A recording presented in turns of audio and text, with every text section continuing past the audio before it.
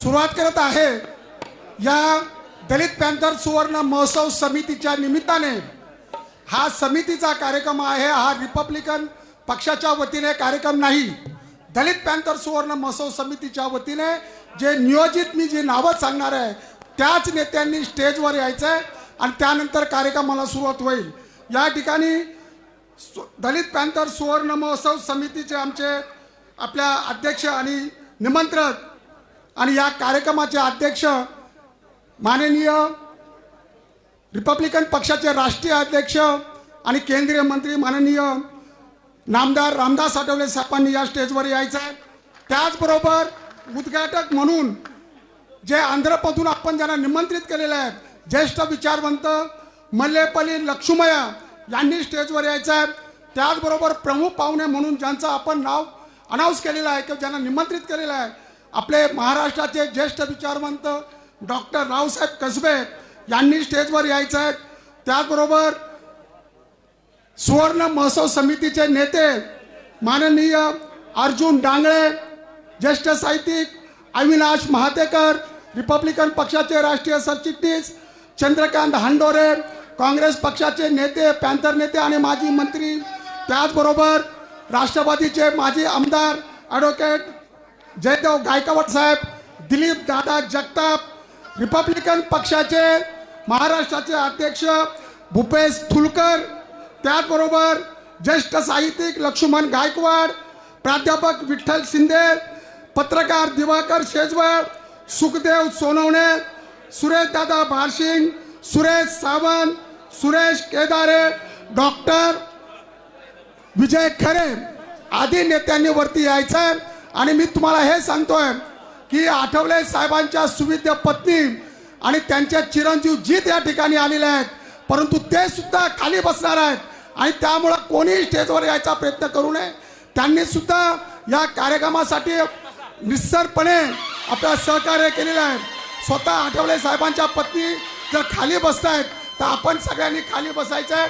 आणि आता कार्यक्रमाला आपण सुरुवात करत आहोत आणि या स्टेजवरच्या पाठीमागच्या त्यांनी तिकडे बसायचं आहे दोन्ही बाजूचे बरेच आहे पहिल्या लाईनला आम्ही करतोय। दलित पॅंथरचा सुवर्ण महोत्सव या महाराष्ट्रामध्ये देशामध्ये अत्यंत उत्साहाने साजरा होत आहे आणि त्याच निमित्ताने दलित पॅंथरचे नेते आणि रिपब्लिकन पक्षाचे राष्ट्रीय अध्यक्ष केंद्रीय मंत्री नामदार आठवले साहेबांच्या नेतृत्वाखाली ही दलित पॅंथर सुवर्ण महोत्सव समिती आपण गठीत केलेली आहे। या कमिटीमध्ये सगळ्या तथाकथित रिपब्लिकन आणि आंबेडकरी चळवळीतील सर्व तथाकथित पक्षांचे दलित पॅंथरचे अनेक नेते सहभागी आहेत आणि त्याप्रमाणे हा कार्यक्रम आपण या ठिकाणी आयोजित केलेला आहे। मी पुढे जास्त काय बोलणार नाही, परंतु हा जो कार्यक्रम आहे कार्यक्रमाला सुरुवात करतानाच परमपूज्य डॉक्टर बाबासाहेब आंबेडकरांच्या पुतळ्याला हार अर्पण करून या कार्यक्रमाला सुरुवात होणार आहे। आठवले साहेब आणि माननीय लक्ष्मया यांना मी विनंती करतो आणि मान्यवरांना विनंती करतो की डॉक्टर बाबासाहेब आंबेडकरांच्या पुतळ्याला सर्वप्रथम हार अर्पण करायचा आहे। डॉक्टर रावसाहेब कसबे आणि आपल्या प्रमुखांनी या ठिकाणी पुढे यायचं आहे।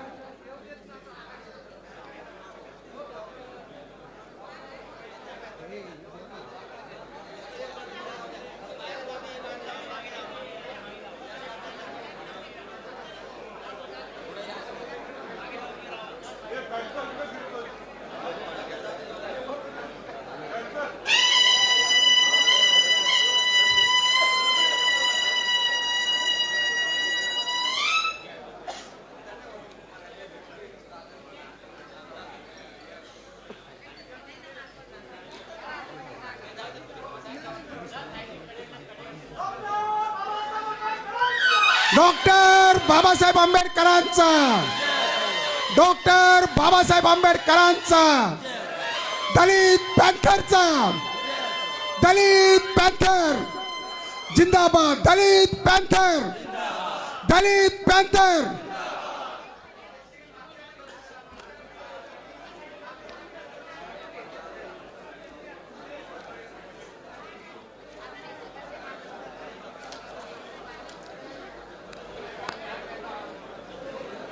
दलित दलित पॅन्थरचा विजय असो.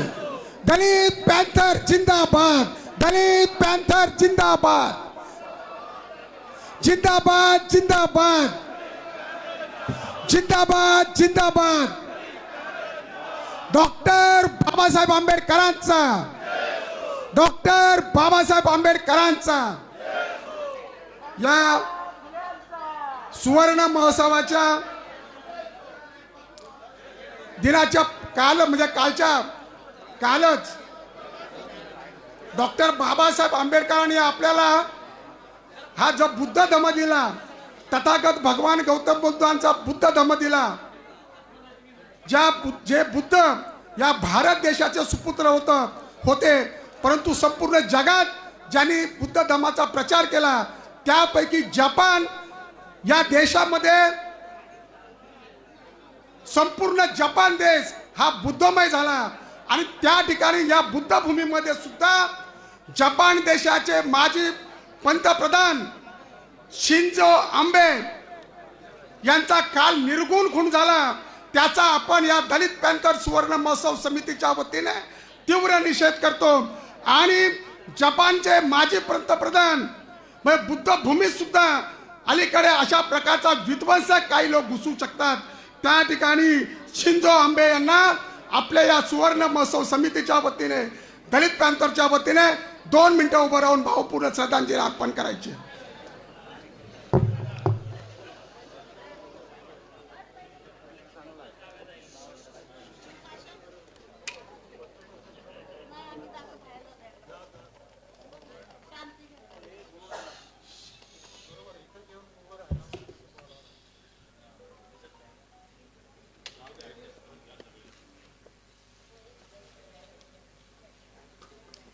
शिंजो आंबे अमर रहे. शिंजो आंबे अमर रहे.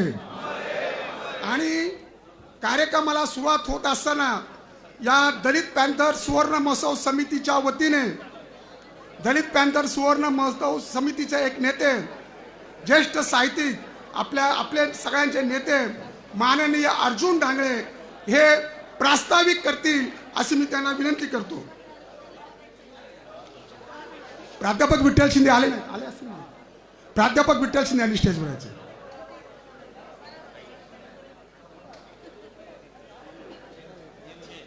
जय भीम.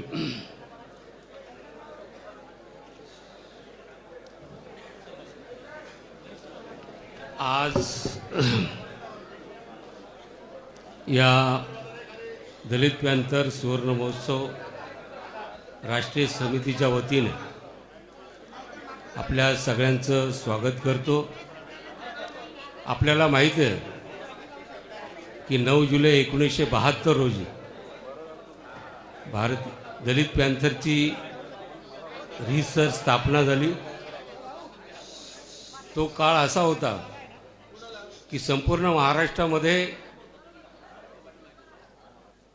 सामाजिक कांड्या अत्याचाराची मालिका सुरू झाली होती. केंद्र सरकारने एलिया पेरुमलांचा रिपोर्ट समिती नेमली होती. दलितांच्या कत्तली 1117 कत्तली झाल्या होत्या. देशामध्ये धनदांडगे, भांडवलदार आणि ग्रामीण भागातले मुजोर सत्ताधीश यांच्या वतीने स्त्रियांच्या, विशेषतः दलित स्त्रियांची आबरूची धिंड काढणं, एखादा आंबेडकरवादी किंवा एखादा तरुण न्याय मागण्यासाठी उतरला दलितातला तर त्या गावावर सामाजिक बहिष्कार, अशा पद्धतीचं सत्र चालू होतं. आणि अशा परिस्थितीमध्ये दलित पॅन्थरची स्थापना झाली. आपल्याला सगळ्यांना माहिती आहे. दलित पॅन्थरने जो झुंजावाद दिला, जी ऊर्जा दिली त्या काळातल्या तरुणांना, मला वाटतं त्या ऊर्जेचं प्रत्यंतर आजही आपल्यामध्ये येतं. आणि आज जे तरुण मोठ्या तडफेने आंबेडकरी चळवळीत उतरलेले आहेत, वेगवेगळ्या नावाने, मला वाटतं आंबेडकरी चळवळीने दलित पॅन्थरने जी ऊर्जा दिलेली आहे ती ऊर्जा घेऊनच उतरलेली आहे. म्हणूनच आज आंबेडकरी चळवळीची आज एक महाराष्ट्रामध्ये एक ताकद आहे. आणि अशा या घटनेचा, पॅन्थरचं नंतर इतिहास आपल्याला माहिती आहे, सगळं फाटाफूट झाली. नंतर भारतीय दलित पॅन्थरचं दुसरं पर्व आलं. विशेषतः रामदासजी आठवले, अरुण कांबळे, गंगाधर गाडे, शेगावकर यांच्या नेतृत्वाखाली एक महाराष्ट्रामध्ये नामांतराचा लढा लढवला गेला. या दोन्ही पर्वाचा मिळून एक दलित पॅंथरचं एक 50 वर्ष जे एक तिसऱ्या पिढीमध्ये नेतृत्वाचं उभं केलं, त्या नेतृत्वाची चाहूल दलित पॅंथरने दिली होती. आणि आज चळवळीमध्ये वेगवेगळ्या ठिकाणी का असेना जे नेते तरुण कार्यकर्ते होते त्यावेळेस आज नेतृत्व करत आहेत. मला वाटतं ते दलित पॅंथरच्या मुशीदत वाढलेले आहे आणि दलित पॅंथरची ऊर्जा घेऊन वाढलेली आहे. अनेकांना प्रश्न पडला की अनेक आहेत तिथे, आता वेगवेगळ्या विचारधारेचे वेगळ्या विचारछटा असल्या तरी आपल्या सगळ्यांचा एक सामूहिक आणि गाभा आपल्या सूत्र की अन्याय अत्याचाराविरुद्ध, शोषणाविरुद्ध संघर्ष करणं. आणि आज इथे जे मान्यवर आलेले आहेत, जे अध्यक्ष आहेत, माननीय रामदास आठवले दलित पॅंथरच्या सुरुवातीच्या काळापासून ते कार्यरत होते वडाळा सिद्धार्थ विहार हॉस्टेलमध्ये. आणि नंतर भारतीय दलित पॅंथरचे जो पर्व आलं त्या नामांतर लढ्याचं त्यांनी नेतृत्व केलं आहे. अनेकांना प्रश्न पडतो की अनेक विचारसरणीचे, अनेक विचारधारेचे, आता रावसाहेब कसबे, डॉक्टर रावसाहेब कसबे यांची मतं अत्यंत परखडपणे स्पष्टपणे मांडतात. पण रावसाहेब कसबे हे नामांतराच्या लढ्यात 16 दिवस मांडतो. हर्सुल ना 21 दिवस हर्सुल तुरुंगात नामांतराच्या लढ्यात, ठाण्याच्या पुन्हा ठाण्यामध्ये हे सगळे त्यावेळेस नामांतरवादी कृती समिती आणि त्यावेळेस अगोदर आणि आजचे जे प्रमुख उद्घाटक आहेत लक्ष्मीय्या, हे तेलंगणामध्ये अतिशय ॲक्टिव्हिस्ट आहेत, पत्रकार आहेत, संशोधक आहेत, चळवळीमध्ये काम करतात ते. आणि अशा ह्या सगळ्यांचं मी स्वागत करतो. लक्ष्मीय्या आपके लिए कमिटी तरफ मुंडी श्री लक्ष्मीय्या गारिसी महाराष्ट्रम स्वागतम. तेलुगूमध्ये आपण त्यांचं स्वागत केलेलं आहे. आपण सगळ्यांनी रावसाहेब कसबे अध्यक्ष व आपले रामदास आठवले आणि उद्घाटक लक्ष्मीय्या यांचं टाळ्या वाजवून जोरदार आपण स्वागत केलं पाहिजे. आताचा कार्यक्रम, ही कमिटी हा शुभारंभाचा कार्यक्रम आहे. आज आपण ह्या कार्यक्रमामध्ये आपण सगळ्यांनी 7 मोठ्या संख्येने आलात. मला बरं वाटलं, फार दिवसाने अशा प्रकारच्या कार्यक्रमात एक उत्साही आणि घोषणामय कार्यक्रमात आज आपण इथे आलेलो आहोत. मला वाटतं आंबेडकरी चळवळीचं भवितव्य हे तुम्ही आज सगळ्यांनी उपस्थित राहून वाढवलेलं आहे. या भवितव्याला मर्यादा आहे. आपण भविष्यात याचा विचार एक नक्की झाला पाहिजे. आम्हाला जाता जाता या शेवटच्या इनिंगमध्ये काय करता आलं आणि काय उभं राहिलं तर मला वाटतं दलित पॅंथरच्या सुवर्ण महोत्सवाचं सार्थक झाल्यासारखं होईल. आज याच्यात आपण परिसंवाद घेतलेले आहेत. परिसंवाद हा कार्यक्रम दलित पॅंथर जी राष्ट्रीय समिती आहे ही वर्षभर कार्यक्रम करणार आहे. आणि आपण आजचा हा शुभारंभाचा कार्यक्रम इथे घेतल्यानंतर याचा शेवट म्हणजे 9 जुलै 2023 रोजी 2023 रोजी औरंगाबाद येथे होणार आहे. औरंगाबाद या ठिकाणी, कारण तिथे भारतीय दलित पॅंथर आणि दलित पॅंथर असं आपण दलित पॅंथरच म्हणूया, एक महाराष्ट्रात एक नामांतराचा मोठा लढा लढवला गेला होता. त्या ठिकाणी आपण ते घेणार. दरम्यान महाराष्ट्राच्या निरनिराळ्या भागात, मग पुणे, नाशिक, सोलापूर, सातारा, सांगली, कोल्हापूर इत्यादी अनेक ठिकाणी इथे जसे परिसंवाद आज 2 आहेत, ते 2 परिसंवाद आपण इथे सगळ्यांनी ऐकायचे आहेत. कारण या परिसंवादातून आज रावसाहेब कसबेसारखे विचारवंत इथे आहेत, लक्ष्मीय्यासारखे विचारवंत आहेत आणि ते काय विचार देतात हे आपल्याला घ्यायचे आहेत. आणि हे परिसंवादाचे कार्यक्रम झाल्यानंतर विशेष म्हणजे आपण हा कार्यक्रम हा मुंबईतल्या जे आहेत अनेक लोक त्याच्यात सामील होऊ इच्छित होते. सगळ्यांना याच्यात सामावून घेता नव्हतं. अनेक वक्ते आहेत, प्राध्यापक, विचारवंत, अभ्यासक. मला वाटतं महाराष्ट्रात ठिकठिकाणी जे कार्यक्रम होतील याच्यात सगळ्यांना आपण तिथे सामावलं घेतलं जाईल. आणि विशेष म्हणजे या कार्यक्रमामध्ये आपण जे पॅंथरच्या चळवळीमध्ये ज्या कुटुंबीय, ज्या शहीद झाले, ज्यांनी योगदान दिलं, ज्यांनी आपलं आयुष्य दिलं, अशा कुटुंबियांचा सत्कार सन्मानचिन्ह देऊन, अतिशय मानपत्र देऊन होणार आहे. त्या कार्यक्रमाला आपण अवश्य उपस्थित राहायचं आहे. कारण आपण चळवळीमध्ये आपल्यामध्ये आपला कार्यकर्ता काय जगतो, कसा जगतो, हे आपण सगळे कार्यकर्ते आहेत, सगळ्यांना माहिती आहेत. मी त्याच्याबद्दल बोलत नाही. पण या निमित्ताने ज्या पॅन्थरच्या चळवळीने आपल्याला ऊर्जा दिली, एका आंबेडकरी चळवळीने धग निर्माण केली, झंझावात निर्माण केला, तरुणामध्ये लढाऊ निर्माण केली होती. या काळची पार्श्वभूमी सांगत नाही, परंतु त्या काळात घरादारावर, मला माहिती आहे पॅन्थरच्या, आता त्या सगळ्या गोष्टी सांगत नाहीत, पण त्या काळात अतिशय म्हणजे डोक्याला कफन बांधून आम्ही उतरलो आहे. आणि एक हल्लाबोलची एक प्रवृत्ती घेऊन आज मला सगळ्यांना, तुम्हाला आश्चर्य वाटेल की आपले कार्यकर्ते, पॅन्थरचे कार्यकर्ते मंत्रालयात जाताना मंत्रालयाचा दरवाजा हाताने उघडत नव्हते, लात मारून तो दरवाजा उघडून केबिनमध्ये शिरायचे. पोलीस स्टेशनच्या दरवाजा तिथे ही धमक आंबेडकरी चळवळीची. आज आपण संसदेत जरी निवडून जात नसलो तर ती रस्त्यावरची ताकद होती, ती दलित पॅन्थरने निर्माण केलेली आहे. आणि भविष्यात आपल्याला, मला वाटतं सगळ्यांना ते निर्माण करावं लागेल. कदाचित त्याची ही एक आपण इथे बीजारोपण दलित पॅन्थरचं, जसं एखाद्या मंदिराचं किंवा एखाद्या वास्तूचं जसं पुनरुज्जीवन होतं आणि त्याला एक नवा आकार दिला जातो मॉडिफिकेशनच्या, तसं हे 50 वर्षानंतर कदाचित या दलित पॅन्थरच्या रूपाने आपण एक नवीन या भविष्यात काही निर्माण करू शकतो का, याचाही आपण एक विचार केला पाहिजे. यानंतर इथे त्या कुटुंबियांचा सन्मानचिन्ह देऊन त्याचा सत्कार केला जाणार आहे.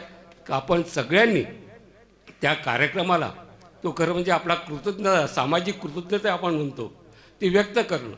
याच्यामध्ये सगळ्या संघटना आहेत. आम्ही काय एका विशिष्ट, आपण कोणी आज हांडवरे साहेब आहेत, जयदेवराव आहेत, दिलीपदादा जगताप आहे, मी आहे, वेगवेगळ्या पक्षाचे पत्रकार आहेत, राय भिडेसारखे, सुरेश केदारेसारखे आहेत, लक्ष्मण गायकवाड, उचल्या तुम्ही वाचलं असेल, उचल्याकार लक्ष्मण गायकवाड, असे सगळे लोक इथे आहेत. ते परिसंवाद बोलणार आहेत. विठ्ठल शिंदे आहेत आपले सगळे, सुखदेव वगैरे, हे सगळे कार्यकर्ते विचारवंत इथे बोलणार आहेत. आपण सगळ्यांनी इथे शांतपणे सहकार्य करायचं आहे. कारण ही आपण एक वैचारिक मांडणी आणि एक वैचारिक बीज आणि चळवळीचं बीजारोपण या निमित्ताने आपल्याला हे आवश्यक आहे सध्याच्या परिस्थितीत, आणि आपण ते केलं पाहिजे. मी सगळ्यांचं पुन्हा एकदा स्वागत करतो. त्यानंतर भीमस्पंदन होणार आहे ना कार्यक्रम, शाहिरी कार्यक्रम आपण जो पाहिला तो होणार आहे. मी जास्त वेळ आपल्यामध्ये राहत नाही. आपण सगळ्यांनी सहकार्य करायचं आहे. नंतर आपण बोलणारच आहोत. मी आता उद्घाटनाचा कार्यक्रम होणार आहे. मी घ्या ना टॉर्च आणला का? हां, तरी मी एवढं पुरं करतो. आणि गौतम पुढच्या कार्यक्रमाला जी दुरा इकडे चला. या दलित पॅन्थर सुवर्ण महोत्सव समितीला मार्गदर्शन करण्यासाठी आंध्रमधील ज्येष्ठ साहित्यिक, विचारवंत माननीय मल्लेपल्ली लक्ष्मय्या हे या ठिकाणी उपस्थित आले आहेत. त्यांचं टाळ्यांच्या गजरात स्वागत करायचं आहे. आणि या सुवर्ण महोत्सव समिती हा जो वर्षभर कार्यक्रम चालणार आहे, दलित पॅन्थर सुवर्ण महोत्सव, या स्टार्टिंग घरामध्ये त्यांचं उद्घाटन माननीय लक्ष्मय्या मल्लेपल्ली लक्ष्मय्या करतील असं मी त्यांना विनंती करतो. टाळ्यांच्या गजरामध्ये त्यांचं स्वागत करायचं आहे. मल्लेपल्ली लक्ष्मय्या. जय भीम. जी जोर से बोलना पड़ेगा. जय भीम. जय भीम. Thank you. भाइयों बहनों, इन डयास माननीय union minister Ramdas Athawale ji, Rao Saheb Kasbe ji, Laxman Gaekwad G, Arjun Dangle G, others, they are very prominent people in our state. All and so many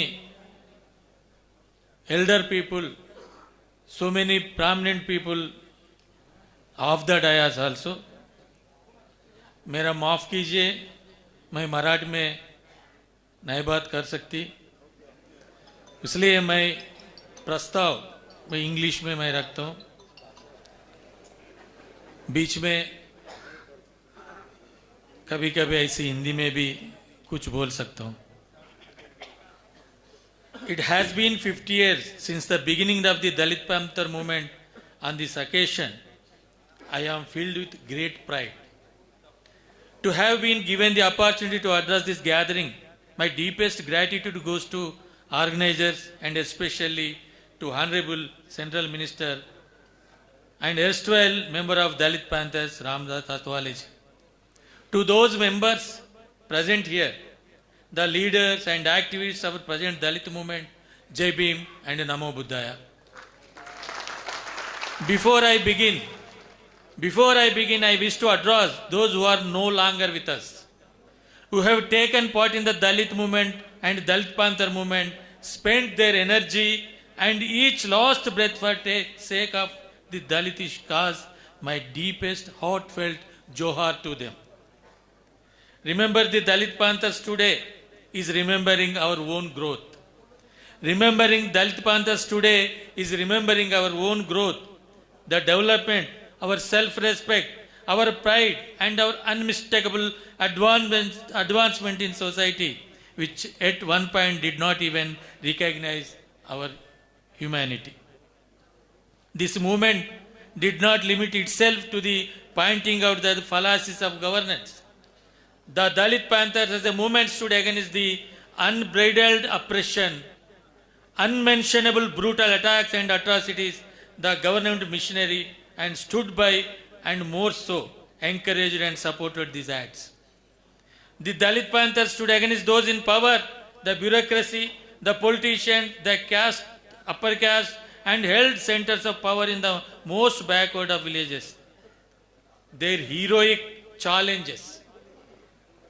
मेरा ख्याल में Dalit Panther movement, I say in one, it's a challenge to the whole society. That was the whole Dalit Panther philosophy. The heroic challenge against the system has been well documented and applauded. This movement filled the Dalit community with pride. A support to those who are suffering brought to the fore many intellectuals, leaders, stalwarts, our modern era here. We are seeing. So many people are also seeing here. और हम इधर बैठा हुआ है, हम हमारा साथ हमारे लिए संघर्ष कर रहा है, उसका योगदान, उसका बलिदान का ऊपर हम खड़ के संघर्ष कर रहा है अभी. In my understanding, the Dalit Panther movement is a historical and unique movement after the era of Dr. Baba Saheb Ambedkar. It is well understood that after the Parinirvana Dr. Baba Saheb Ambedkar, the movement disintegrated, fell prey to petty politics, wanted into non-existence, and despite the existence of the constitution that protected rights of Dalits, the atrocities continued with abandon. The most affected were the Dalits in rural areas, who were subjected to unspeakable torture in any many cases, to their death in the hands of the oppressors, just for asserting their rights as human beings. I must confess today that my uncle was also tortured and killed by the upper caste in 1963 in my village. This is one case. In my family faced those brutal killings, brutal attack. As on that day I was 2 years old and only learnt of it as I grew older. His story is not alone. There have been several throughout history. Every village, every basti, हर एक बस्ती में, हर एक village में हमारा बाप दादा, हमारा अनसिस्टर्स को वो टोटल ब्रूटल सोसाइटी ने हत्या कर दिया, अत्याचार कर दिया. It was clear that the government nor anyone in power had any interest in the upheaval of the Dalit community. Maybe were more valuable to them as submissive, helpless, and had we remained downtrodden. One important aspect I want to tell you. Dalit panthers का beginning होने के पहले बहुत अत्याचार, बहुत हत्या और killings गांव में जारी हुआ था. 1971-72 the newspapers surprisingly they gave in headlines because of one Elaya Perumal committee was appointed by Indira Gandhi in that committee gave a atrocities list, atrocities report. मैं ये रिपोर्ट का पढ़ा हुआ, मैं रिपोर्ट का देखा हुआ पूरा ये 7 दिन का टाइम में, वो बहुत इंपॉर्टेंट रिपोर्ट है। वो पूरा रिपोर्ट में हमारा गांव का केवल महाराष्ट्र का नहीं है, आंध्र प्रदेश, तमिलनाडु, बिहार, उत्तर प्रदेश, हर एक राष्ट्र में, हर एक गांव में वो अट्रॉसिटीज का लिस्ट बना दिया। Another important thing is not only murders, offense wearing good clothes, donning footwear, or for simply drinking water from public water sources. Women were stripped and paraded for even lesser. वो गांव में वो औरतों की बेइज्जत कर दिया। पूरा गांव में वो पीने का पानी भी नहीं मिला वो लोगों को। रिपोर्ट पूरा वो एलया पेरुमाल कमेटी ने दे। वो टाइम पे हमारा गवाई साहब भी उसका कमेटी में मेंबर था, दादा साहब गायकवाड़ ने मेंबर था। ये रिपोर्ट हमारा महाराष्ट्र का वो इंटेलेक्चुअल्स, महाराष्ट्र का स्टूडेंट्स, महाराष्ट्र एम्प्लॉय पढ़ के वो पूरा वो जल गया। पूरा इस देख के रिपोर्ट देख के हम आदमी यहाँ नहीं, हम ये देश में पैदा हुआ नहीं, ये देश में ऐसा होने के लिए क्या कारण है, हम लड़ाई करना शुरू करना बोल के एक साथ में आ गए। I would like to remember the highlight today for 4 characters of this movement. I think I am a journalist. मैं बहुत गांव फिरा, महाराष्ट्र भी आपको याद में है, घाटकोपर में फायरिंग होके 11 मेंबर्स मर गए रमाबाई अंबेडकर नगर में। वो रिपोर्ट मैं तेलुगु में लिखा, मैं इधर आके तेलुगु में लिखा। पूरा गांव में कहां कहां अत्याचार हुआ था वहां गया था। इसलिए ये मूवमेंट को मैं 4 कैरेक्टर्स है, दलित पैंथर मूवमेंट को 4 स्वभाव है। उसमें पहले ये दलित पैंथर्स ने हमारा कम्युनिटी को, हमारा दलित जाति को एक भरोसा दिया। गांव में गया, बस्ती बस्ती में गया। जब तक वो नहीं था वो गांव में जाके एक इंसिडेंट मैं बताता हूं। एक फार्मर को, एक किसान को वो जमीन वो लैंडलॉर्ड ने ले लिया।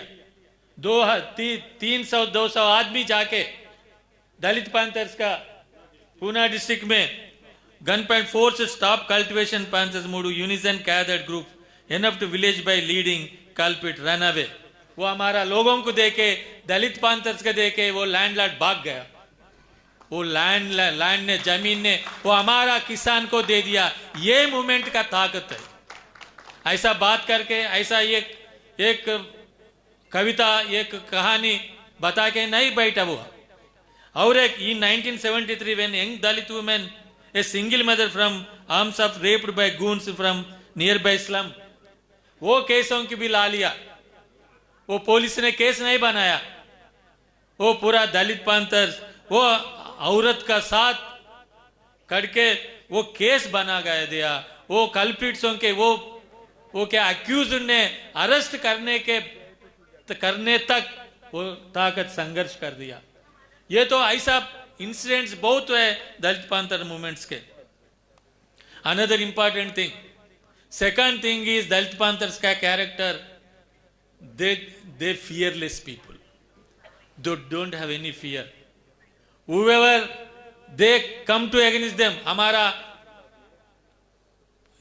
ताकत में हमारे सामने आए तो वो प्रधानमंत्री दो, केंद्र मंत्री दो, कोई भी दो, उसका खिलाफ करना, उसको भगा देना, उसको ये पीपल में, वो जनता में उसका वो क्या बोलते कॉन्फिडेंस लाना वो दलित पैंथर ने KIA. When Prime Minister Indira Gandhi visited Pune to receive her honorary doctorate, the Dalit Panthers assassinated their members in such a way that Prime Minister had to change her original route to avoid being held by Dalit Panthers. Because of Dalit Panthers, he changed the route. वो ताकत दिखा दिया।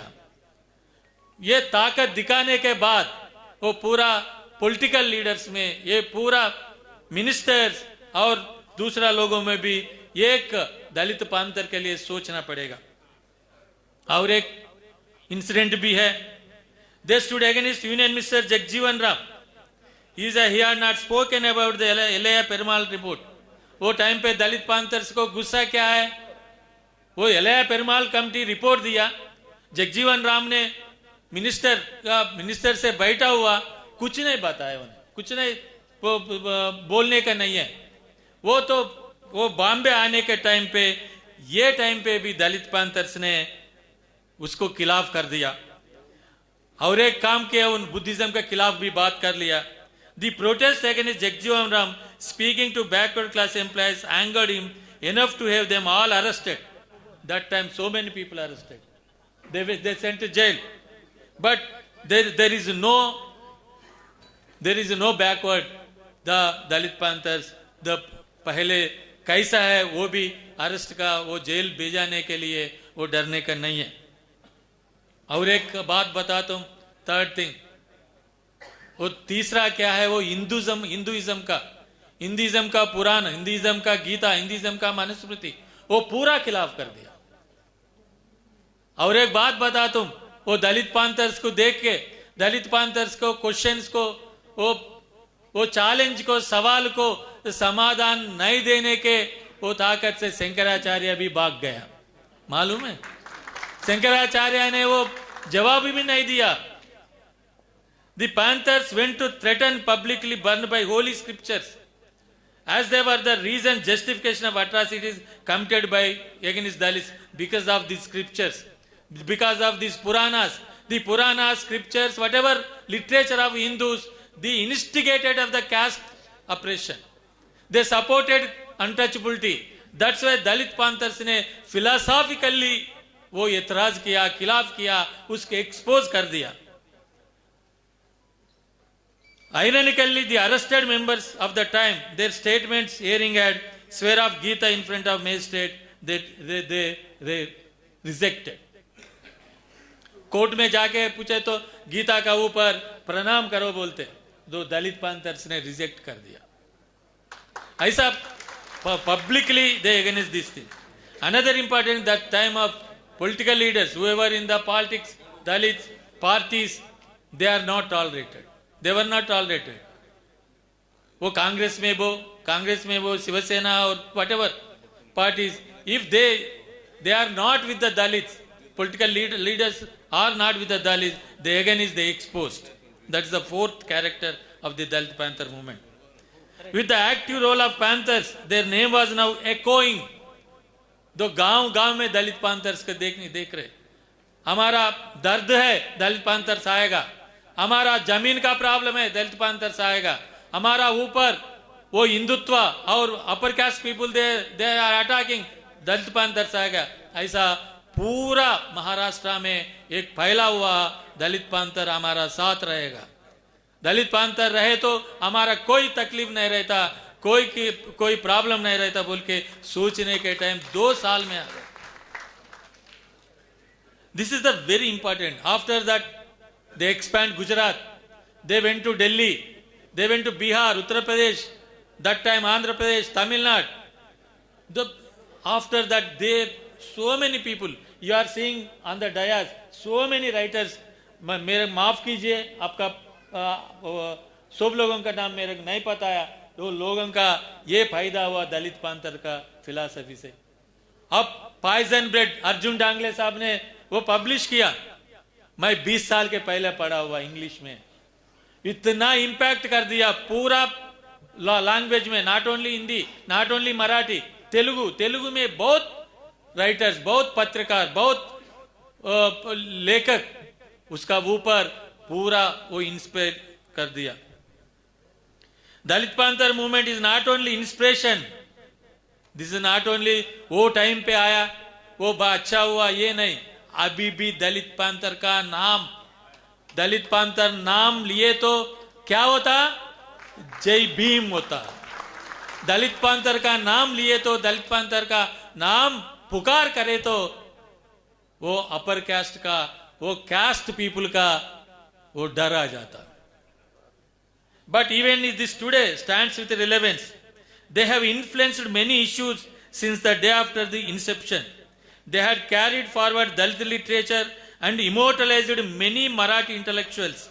They paved way to create such voices in several other Indian languages. Their influence of Dalit movements and policies is undeniable. While the remembering the movement, we must acknowledge and learn a few things from it and create a plan for action today needs. It is important for us to note that Dalit Panther showed the possibility of Dalit movement being an independent fight rather than one that has subjugated itself as an addendum to other causes. Dalit Panther ने और एक बात बताया हमारा. वो बात क्या है? हमारा स्वतंत्र दलित मूवमेंट निर्माण करना. किसका ऊपर, किसका पॉलिटिक्स, वो लेफ्ट हो, ये हिंदुत्व हो, उधर वो इधर वो, पॉलिटिक्स नहीं है. दलित पैंथर का सेंट्रल आइडिया, दलित पैंथर का सेंट्रल सिंबल अंबेडकर, अंबेडकर, अंबेडकर.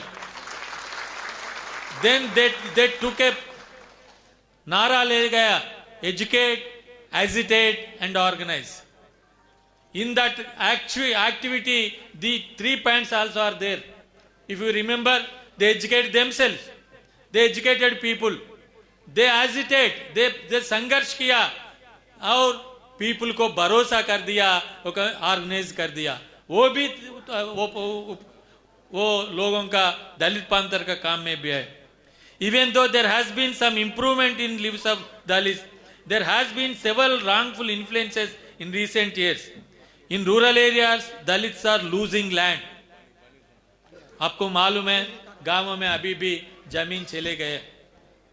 हमारा बच्चा और बच्ची पढ़ रहा है, मगर पूरा प्राइवेटाइजेशन होने के लिए वो एम्प्लॉयमेंट भी नहीं है. और भी ज़्यादा प्रॉब्लम्स चल रहा है. और अट्रॉसिटीज देखे तो बहुत बहुत दुख आता है. हमारा आपको एक स्टैटिस्टिक्स में बताता हूँ.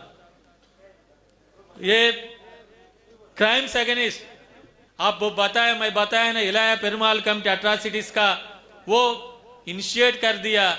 वो अट्रॉसिटी अत्याचार का ऊपर दलित पैंथर्स आ गया. अभी भी दलित पैंथर्स का नीड ऑफ आवर होना है. अभी भी दलित पैंथर्स ऑर्गेनाइजेशन जैसा हम बनाना पड़ेगा. मैं एक बात बताता हूं, भारत देश में 2009 में 629 मर्डर्स ऑफ दलित्स, अभी देखे तो 902. गवर्नमेंट सरकार अच्छा काम करे तो ये क्राइम कम करना, ये क्राइम कम होना डे बाय डे ज्यादा हो रहा है. रेप्स भी देखे तो 2009 में 1350, ये अभी 3396. हमारा भाइयों के ऊपर अत्याचार, बलात्कार कितना हो रहा है आप देख रहा है. इसलिए मैं सोशो इकोनॉमिक राइट्स ऑफ दलित, मैं ये आपका सामने एक प्रस्ताव रख के मैं वो आपसे मैं विश्राम ले लेता हूँ. Even though there has been some improvement in the lives of Dalits, there have been several issues in recent years. In rural areas, Dalits are losing land and there are increasing number of atrocities on the Dalit populace. Unfortunately, the voices that speak for Dalits are scattered. हम इकट्ठा नहीं है, हम बहुत disturb हो गए, हम बहुत divided भी हो गए. इसलिए not anyone surprised speak against each other instead of for each other. As the leaders that are elected of Dalit representative are acting members of their parties rather than representatives of Dalit cause. The increasing participation of private entities in several fields of the country has reduced the effectiveness of the reservations in education and employment. In this context, we require the revival of movement similar to Dalit Panther movement today. We require of the revival of movement similar to Dalit Panther movement, independent of political influence and dedicated to the cause, like Dr. Baba Saheb Ambedkar. बाबा साहब अंबेडकर ने एक ही नारा से, एक ही काम से दलितों का काम KIA. हमारा आर नेशन भी ऐसा काम करने का अभी समय आ गया है. The philosophy of Dr. Babasaheb Ambedkar should be foundation of the philosophical base to the Dalit movement. The socio-economic rights of Dalits along the liberty, equality and fraternity must become the clarion call to centralize the Dalit movement. This movement must be independent of political gain and must be focused, highlighting the cause of Dalits all across the country. Those in the movement must not associate themselves with any political parties. This movement must not just pay attention to the urban and suburban centers, but must reach the most backward of villages. This is an urgent need. Forces like Samata Sainik Dal, as started by Dr. Babasaheb Ambedkar, in every village in order to stand against the oppressive and atrocious actions against Dalits. We must include and involve all such officers, businessmen, students who are gained from leadership and struggle Dr. Babasaheb Ambedkar. Another important thing, we are going to see in 2025 75 years constitution. 2025 में हमें 75 years constitution का समय में पहुंच रहा है. It will be 75 Indian constitution. We must by that day identify the idiot, the development, advancement under the constitution and create the game plan. If I may say so, as to what must be done for the next 25 years to mark 100 years of the Indian Constitution, we must on this occasion rededicate ourselves to the cause of Dalit movement. Thank you very much.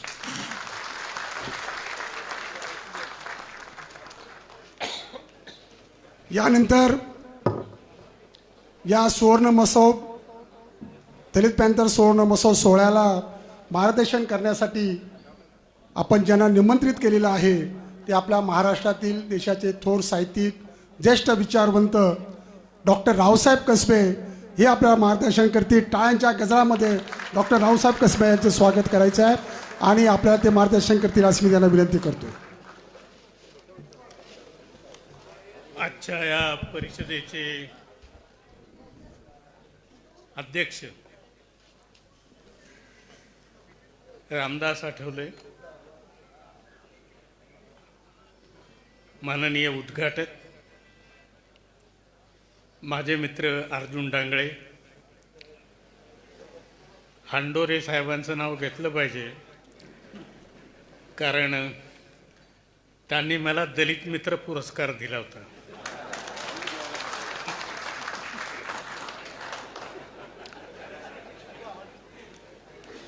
बंधूंनो आणि भगिनींनो, मी आत्ताच रामदासला असं सांगत होतो की मी थोडंसं जास्त बोलणार आहे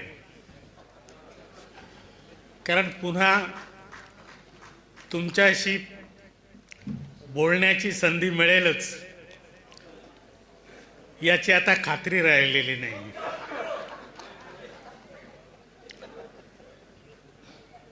रामदास आठवले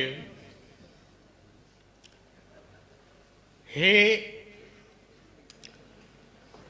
माझ्या दृष्टीनं महाराष्ट्राचे एक महत्त्वाचे नेते आहेत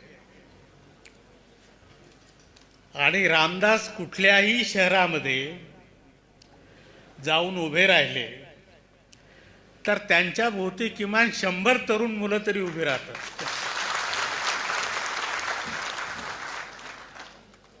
असं चित्र मी इतर कोणा पुढाऱ्याच्या बाबतीत बघितलेलं नाही. उलट पुढारी दिसला की लोक पळतात.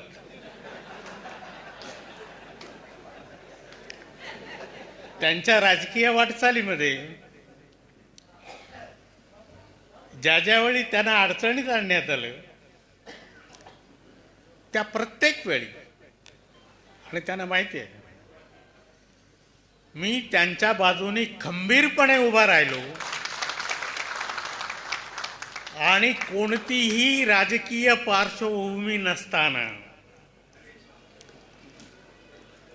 हा तरुण महाराष्ट्राचा लोकनेता होतो आणि दादासाहेब गायकवाडांच्या नंतर मी फक्त एकच पुढारी मास लीडर पाहिला, तो रामदास आठवले. मी कधी फारशी कोणाची स्तुती करत नाही, कारण स्तुती करण्याचं काही कारण नाही. एक तर दलित पॅंथर ज्यावेळी स्थापन झाली 72 साली, आणि ती सगळ्या तरुण मुलांनी केली. तिला पार्श्वभूमी अमेरिकेतल्या ब्लॅक पॅंथरची होती. आणि ही जी ब्लॅक पॅंथर चळवळ होती, तिची फारशी माहिती या तरुणांना नव्हती, पण जी माहिती होती ती उडत उडत माहिती होती. कारण त्यावेळी टाइम्समध्ये काही गोष्टी येत होत्या. ही सगळी मंडळी दलित पॅंथरची संस्थापकांच्या सहित ही सगळी मराठी वाङ्मयाचे विद्यार्थी होते. मी मराठी वाङ्मयाचा विद्यार्थी नसल्यामुळे मी काही या चळवळीमध्ये फारसा सहभागी झालो नाही. दलित साहित्य आलं त्यावेळी सुद्धा माझ्या असं लक्षात आलं की जर तुम्ही ब्लॅक पॅंथरच्या समांतर अशी ही चळवळ मानत असाल, तर ब्लॅक पॅंथरची जी पार्श्वभूमी होती ती तुम्ही समजून घेतली पाहिजे होती. तिला पण सर्जनशील साहित्याचं अधिष्ठान होतं. जेम्स बॉल्डविन पासून ते राल्फ एलिसन पर्यंत च्या अनेक साहित्यिकांनी तिथं काम केलेलं होतं. चळवळ जोपर्यंत तिचं मूल्यमापन होत नाही तोपर्यंत वाढत नसते. चळवळीची स्तुती करत राहिली आणि तिच्या नेत्यांची पूजा करत राहिले तर चळवळ संपते, माणसंही संपतात आणि इतिहासही संपतो. माझा आवडता इतिहासकार अमेरिकन, ज्याचं इंट्रोडक्शन मला एलिनॉर झेरिडेटने दिलं, आणि ज्यावेळी त्याची पुस्तकं वाचू लागलो मी त्यावेळी मला असं जाणवलं, त्याचं नाव मॅनिंग मार्वल, आणि त्याचा फ्रॉम दी ग्रासरूट नावाचा जो ग्रंथ आहे आणि टेल ट्रुथ टू पॉवर, त्याचे 2 ग्रंथ आहेत. हे ज्यावेळी मी पाहिले त्यावेळी माझ्या असं लक्षात आलं की दलित पॅंथरची पार्श्वभूमी असलेलं जे दलित साहित्य होतं ते ब्लॅक लिटरेचरच्या तोडीचं नव्हतं. बाबुराव बागुलांच्या काही कथा आणि नामदेवच्या कविता हा एवढाच एक दमदार भाग त्याच्यामध्ये होता. बाकी त्याच्यामध्ये काही फारसं नव्हतं. आणि पुढे ते आत्मचरित्रात वगैरे शिरल्यानंतर तर ते रडगाणं झालं.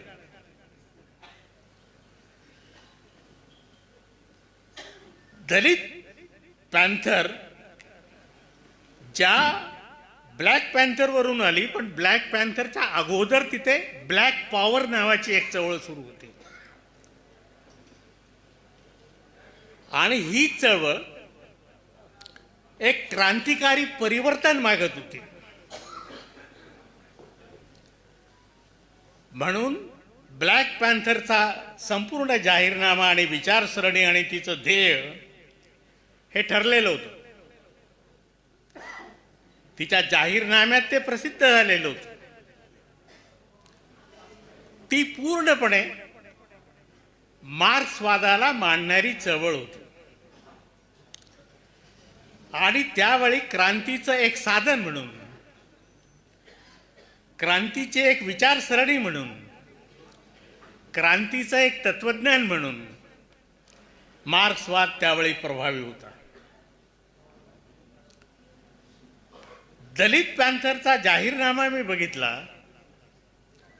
त्यावेळी माझ्या असं लक्षात आलं की नामदेवने लिहिलेला जाहीरनामा हा मार्क्सवादी स्वरूपाचा आहे, पण तो नुसता मार्क्सवादी स्वरूपाचा नाही, तर त्याच्या जाती अंताचा प्रश्न असल्यामुळे तो आंबेडकरवादी मार्क्सवादी झालेला होता. आता दलित पॅन्थरची स्थापना कोणी केली? हे आपल्याकडे ह्या भानगडी फार असतात. हा म्हणतो मी केली, तो म्हणतो मी केली, तो म्हणतो मी केली. दलित पॅन्थरची स्थापना म्हणजे जुन्या दलित पॅन्थरची स्थापना जवी पवार आणि नामदेवने केली, ही गोष्ट खरी आहे. परंतु दलित पॅन्थर वाढवली ती अर्जुन डांगळे, त्याच्यानंतर प्रल्हाद चंदवणकर, त्याच्यानंतर भाई संगारे, त्याच्यानंतर राजा ढाले तर फार उशीर आले तिच्यामध्ये. या सगळ्या मंडळी, या सगळ्यांच्या मध्ये वक्ता एकच होता आणि तो म्हणजे भाई संगारे, आणि तो माझ्या तालुक्यातला होता. नामदेवचं वक्तव्य वेगळ्या प्रकारचं होतं. तेव्हा ह्यांनी हे काम केलं, पण जेव्हा पुन्हा पुन्हा माणसं ओरडून सांगतात की मीच दलित पॅन्थरचा संस्थापक आहे, त्यावेळी ते इतिहासात रमतात. आणि इतिहासात तीच माणसं रमतात ज्यांचा वर्तमान काळावरचा विश्वास संपलेला असतो.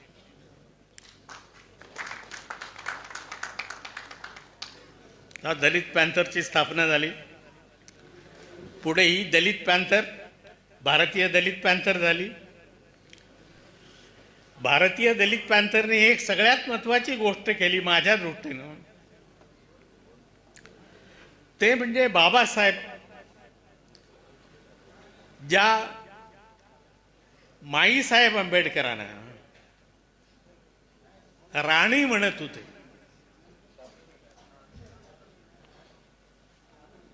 आणि जिला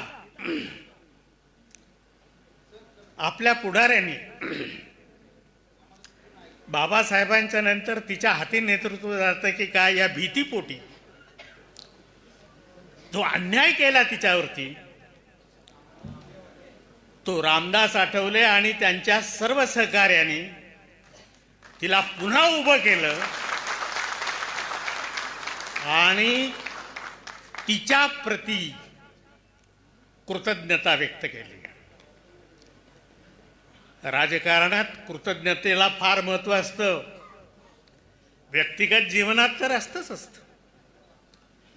पण जी माणसं कृतज्ञ होतात ती माणसं आयुष्यामध्ये काहीही करू शकत नाही.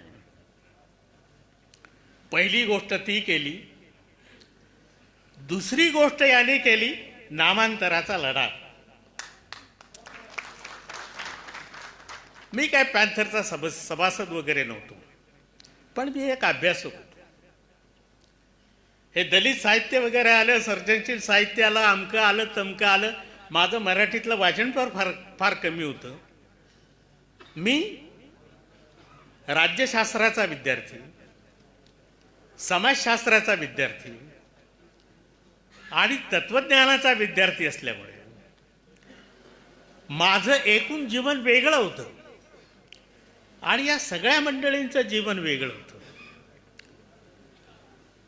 मी जे आतापर्यंत 10-12 ग्रंथ लिहिले त्याच्यापैकी आपल्यापैकी कुणीही माझा वाचक असण्याची शक्यता नाही. असतील तर 1-2-3 लोक असतील. माझा वाचक वर्ग पाश्चिमात्य देशात जितका आहे तितका हिंदी पट्ट्यात अधिक आहे.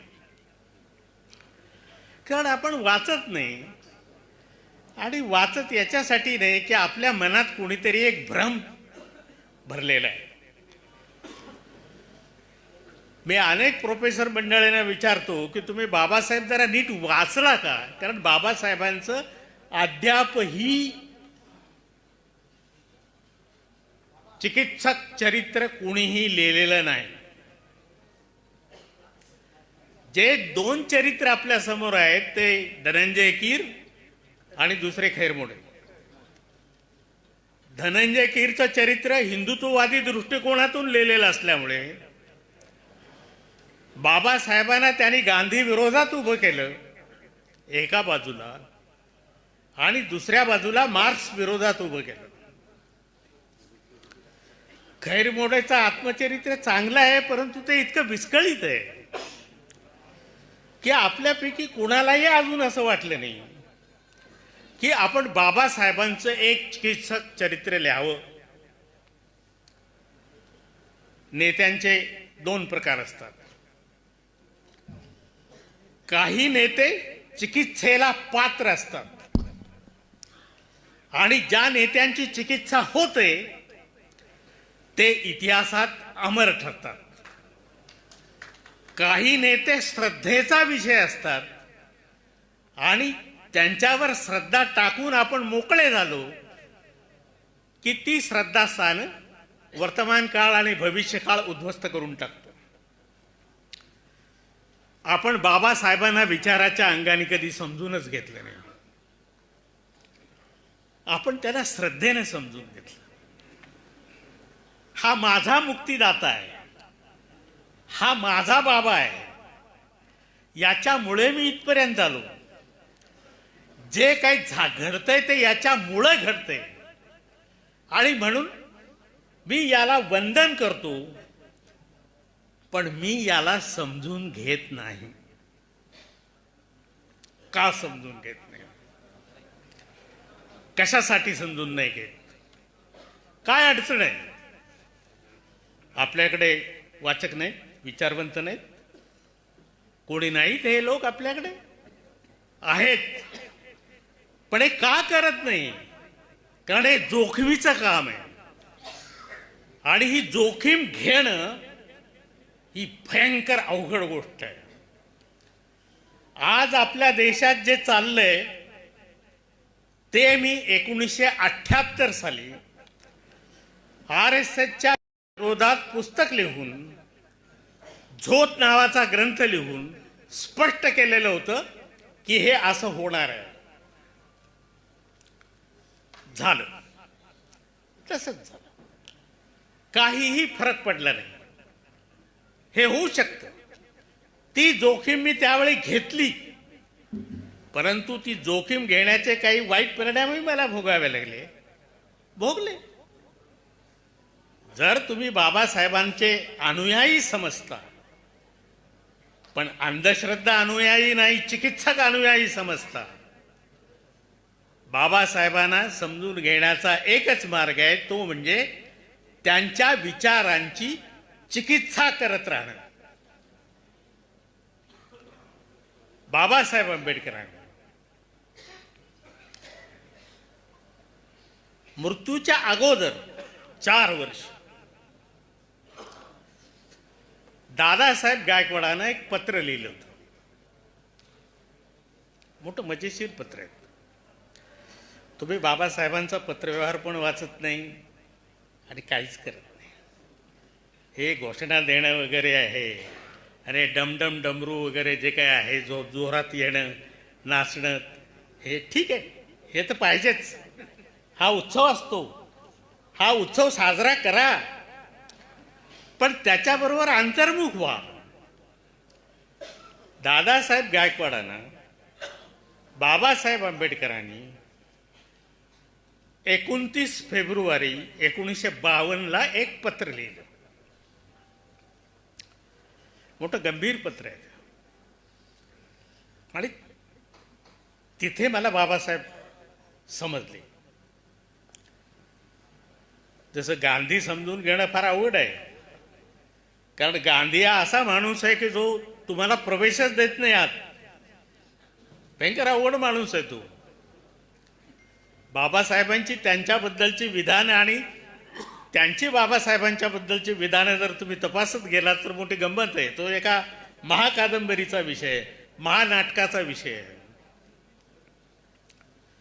बाबासाहेबांनी लिहिलं, भाऊराव, मला राजकारणातून निवृत्त करा. मला शेड्यूल कास्ट फेडरेशनच्या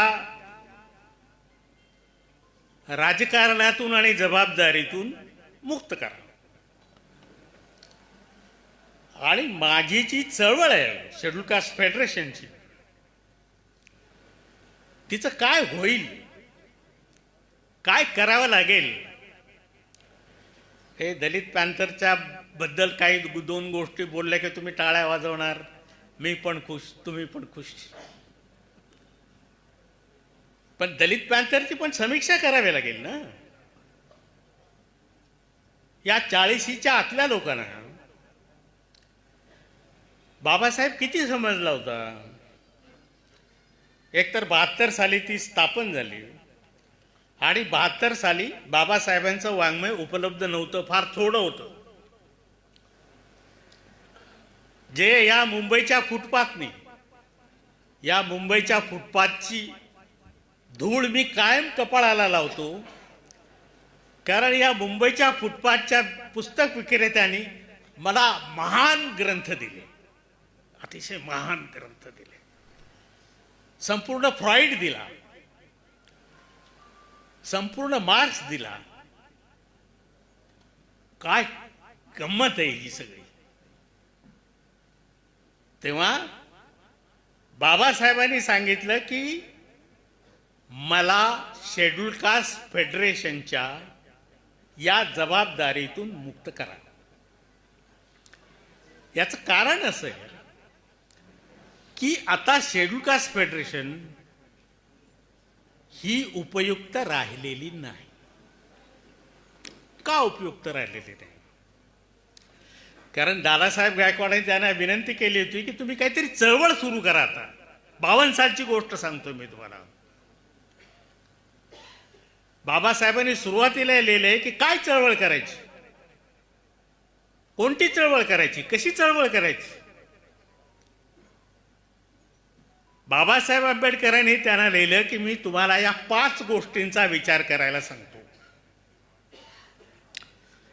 पहिली गोष्ट, शेड्यूल कास्ट फेडरेशनमध्ये अनुसूचित जातीपैकी किती जाती आहेत, सगळ्यात महत्वाचा प्रश्न. त्यावेळेचे फक्त 12च होते ना. एखादा अर्धा राजभोज असेल तर तोही फालतूच निघाला नंतर.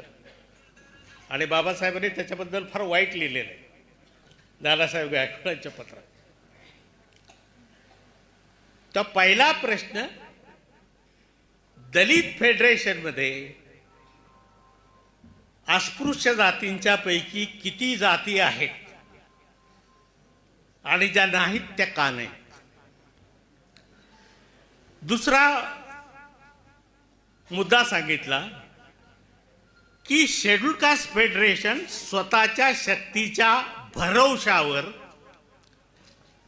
कोणतीही जागा निवडणुकीमध्ये जिंकू शकत नाही आणि जिंकणार पण नाही. खरंच जिंकू शकत नाही. कारण जर जातीच्या आधारित मतदारसंघ असतील तर किती किती मतं पडणार तुम्हाला. तिसरी गोष्ट त्याने सांगितली की हे सर्व पाहता शेड्यूल कास्ट फेडरेशन बरखास्त करून टाकली पाहिजे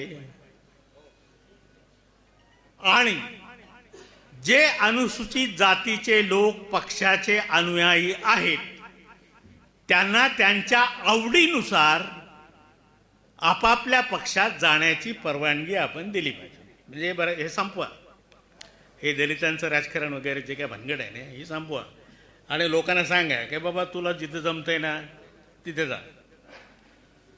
रामदासला जिथं जमतं त्याने तिथं जावं, हांडोरेला जिथं जमतं त्याने तिथं जावं, प्रकाशला जिथं जमतं त्याने तिथं जावं, उघडपणे जावं किंवा आतून जावं, कसंही जावं पण जावं. बाबासाहेबांनी तिसरी गोष्ट सांगितली की ज्याच्या कार्यक्रमामुळे अनुसूचित जातींचा फायदा होणार आहे अशा पक्षामध्ये आपल्या लोकांनी जावं. पण त्याने एक अट घातली आणि ती फार महत्वाची अट आहे, जी यांना पुढे राजकारण करायचंय आणि सध्याचं राजकारण चाललेलं आहे, फार काळ टिकणारं नाही. या देशामध्ये हिंदू राष्ट्र कधीही स्थापन होणार नाही, कारण बाबासाहेब आंबेडकरांच्या भारतीय संविधानानं त्याचे दोर कधीच कापून टाकलेले आहेत.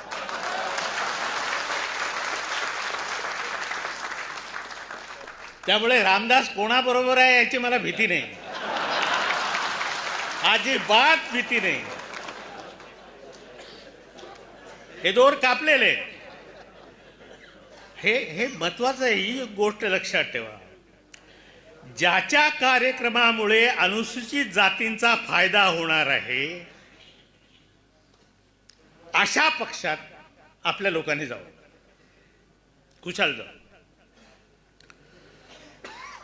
पण त्याला अट अशी आहे की जो पक्ष त्यांना पक्षांतर्गत स्वतंत्र गट म्हणून कार्य करू देऊ शकेल.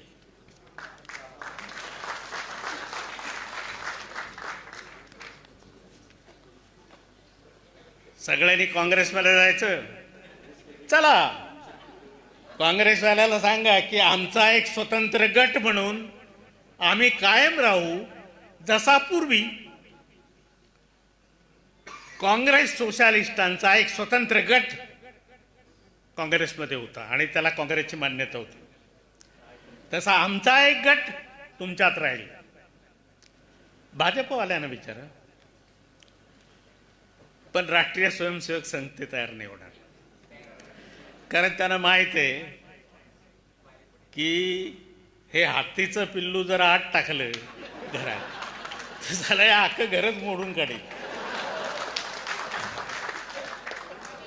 एखाद्या वेळी काँग्रेस करू शकेल, भाजपवाले नाही करू शकणार आणि RSS वाले तर अजिबात नाही करू शकणार.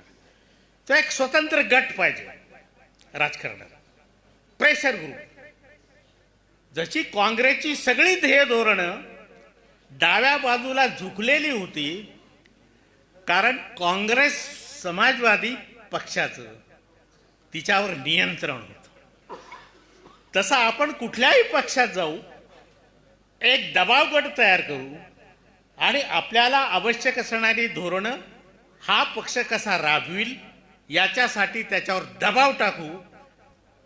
नाही ऐकला तर तो मोडून टाकू. म्हणून दादासाहेब गायकवाड नेहमी म्हणायचे. दादासाहेबांशी माझा फार जवळचा संबंध आला होता, कारण महाराष्ट्र बौद्ध साहित्य संमेलनाचा मी स्वागताध्यक्ष होतो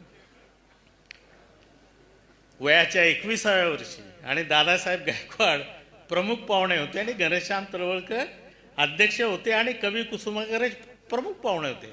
मी FYBL होतो त्यावेळी. ते नेहमी म्हणायचे की काँग्रेस रिपब्लिकन युती ही गाजराची पुंगी आहे, वाजली तर वाजले, नाही तर खाऊन टाकली, असं ते म्हणतच. तो हा एक पर्याय आहे तुम्हाला. त्याच्यानंतर जर फेडरेशनला स्वतंत्र पक्ष म्हणून अस्तित्वात राहायचे असेल तर त्याच्याकडे आवश्यक तेवढा निधी पाहिजे. इथं तर सगळी गडबड आहे. काय पक्ष चालवणे का सोपी गोष्ट आहे का? पक्ष चालवणं म्हणजे एखाद्या देशाचं सैन्य चालवणं असतं. काय काय करावं लागतं माहिती आहे? आताच तुम्ही बघितलं ना महाराष्ट्राच्या राजकारणामध्ये सुरत पासून आणखीन कुठे तिथून गोव्यात तिथून तिथे किती किती कोटी रुपये खर्च झाले असतील? किती कोटी? 7 अब्ज रुपये खर्च झाले. 7 अब्ज एक मंत्रिमंडळ बदलण्यासाठी. सोपी गोष्ट आहे. त्या बाबासाहेब म्हटले याचं काय करायचं? हा निधी कोण देणार? आणि मग त्यांनी सांगितलं की या 5 अटींच्या पैकी प्रत्येक अट ही अनिवार्य आहे. जर यापैकी कोणतीही अट पाळण्यात आली नाही तर फेडरेशनला बरखास्त केले पाहिजे. आणि पुढे लिहिले बाबासाहेबांनी की मला तुम्ही शेड्यूल कास्ट फेडरेशनच्या बाहेर ठेवा. मला खरोखर राजकारणाचा कंटाळा आलेला आहे. मला राजकारण करायचं नाही. कारण आता हे महत्वाचं आहे. हे सांगून त्याचं उत्तर देऊन मी माझं भाषण संपवेल. हे महत्वाचं आहे. बाबासाहेब म्हणाले माझे स्वतःचे एक तत्वज्ञान आहे. माझ्याकडे एक स्वतःचं राजकीय तत्वज्ञान आहे. मी काय असा नुसता वाचलेला माणूस नाही. मी स्वतः चिंतन करून जगातल्या सगळ्या महान राजकीय तत्ववेत्यांना वाचून माझं स्वतःचं एक राजकीय तत्वज्ञान बनवलेलं आहे. आणि हे तत्वज्ञान मी सहजासहजी सोडून देऊ इच्छित नाही. परंतु मला याची जाणीव आहे की हे जे माझं तत्वज्ञान आहे हे तत्वज्ञान दलितांचे ताबडतोबीचे प्रश्न सोडवू शकत नाही. कारण त्याला वेळ लागेल. तो जरा लांबचा पल्ला आहे. म्हणून त्यांचं म्हणणं असं की तुम्ही एक काम करा. पुढे त्याने लिहिलं. हे पत्र इंग्रजीत आहे. त्याच्यात त्याने असं लिहिलंय की I am inclined to advise our people even to join the communist. मी आपल्या लोकांना असा सल्ला देऊ इच्छितो की त्यांनी खुशाल कम्युनिस्टांच्या बरोबर जावं जर ते त्यांना त्यांचे प्रश्न ताबडतोब सोडवण्यास मदत करत असतील. कारण ते करू शकतात. माझं तत्वज्ञान लांब पल्ल्याचं आहे. कम्युनिस्ट ते करू शकतात. आणि पुन्हा त्यांनी दादा साहेबांना सांगितलं की कृपा करून हे विसरू नका मला राजकारणातून मोकळं करा. आता प्रश्न आपल्या समोर असा आहे की बाबासाहेबांचं राजकीय तत्वज्ञान काय आहे. असा जर मी आपल्याला प्रश्न विचारला तर त्याचं उत्तर किती लोकांना देता येईल. आपल्या पुढाऱ्याने तर देता येणार नाही. कारण ते काही वाचतच नाही. तो भागच नाही. ते संपलंय सगळं. काय काय तत्वज्ञान आहे बाबासाहेब? काय आहे तत्वज्ञान? अरे माझा भीमबाबा नुसता काय? What is Republican?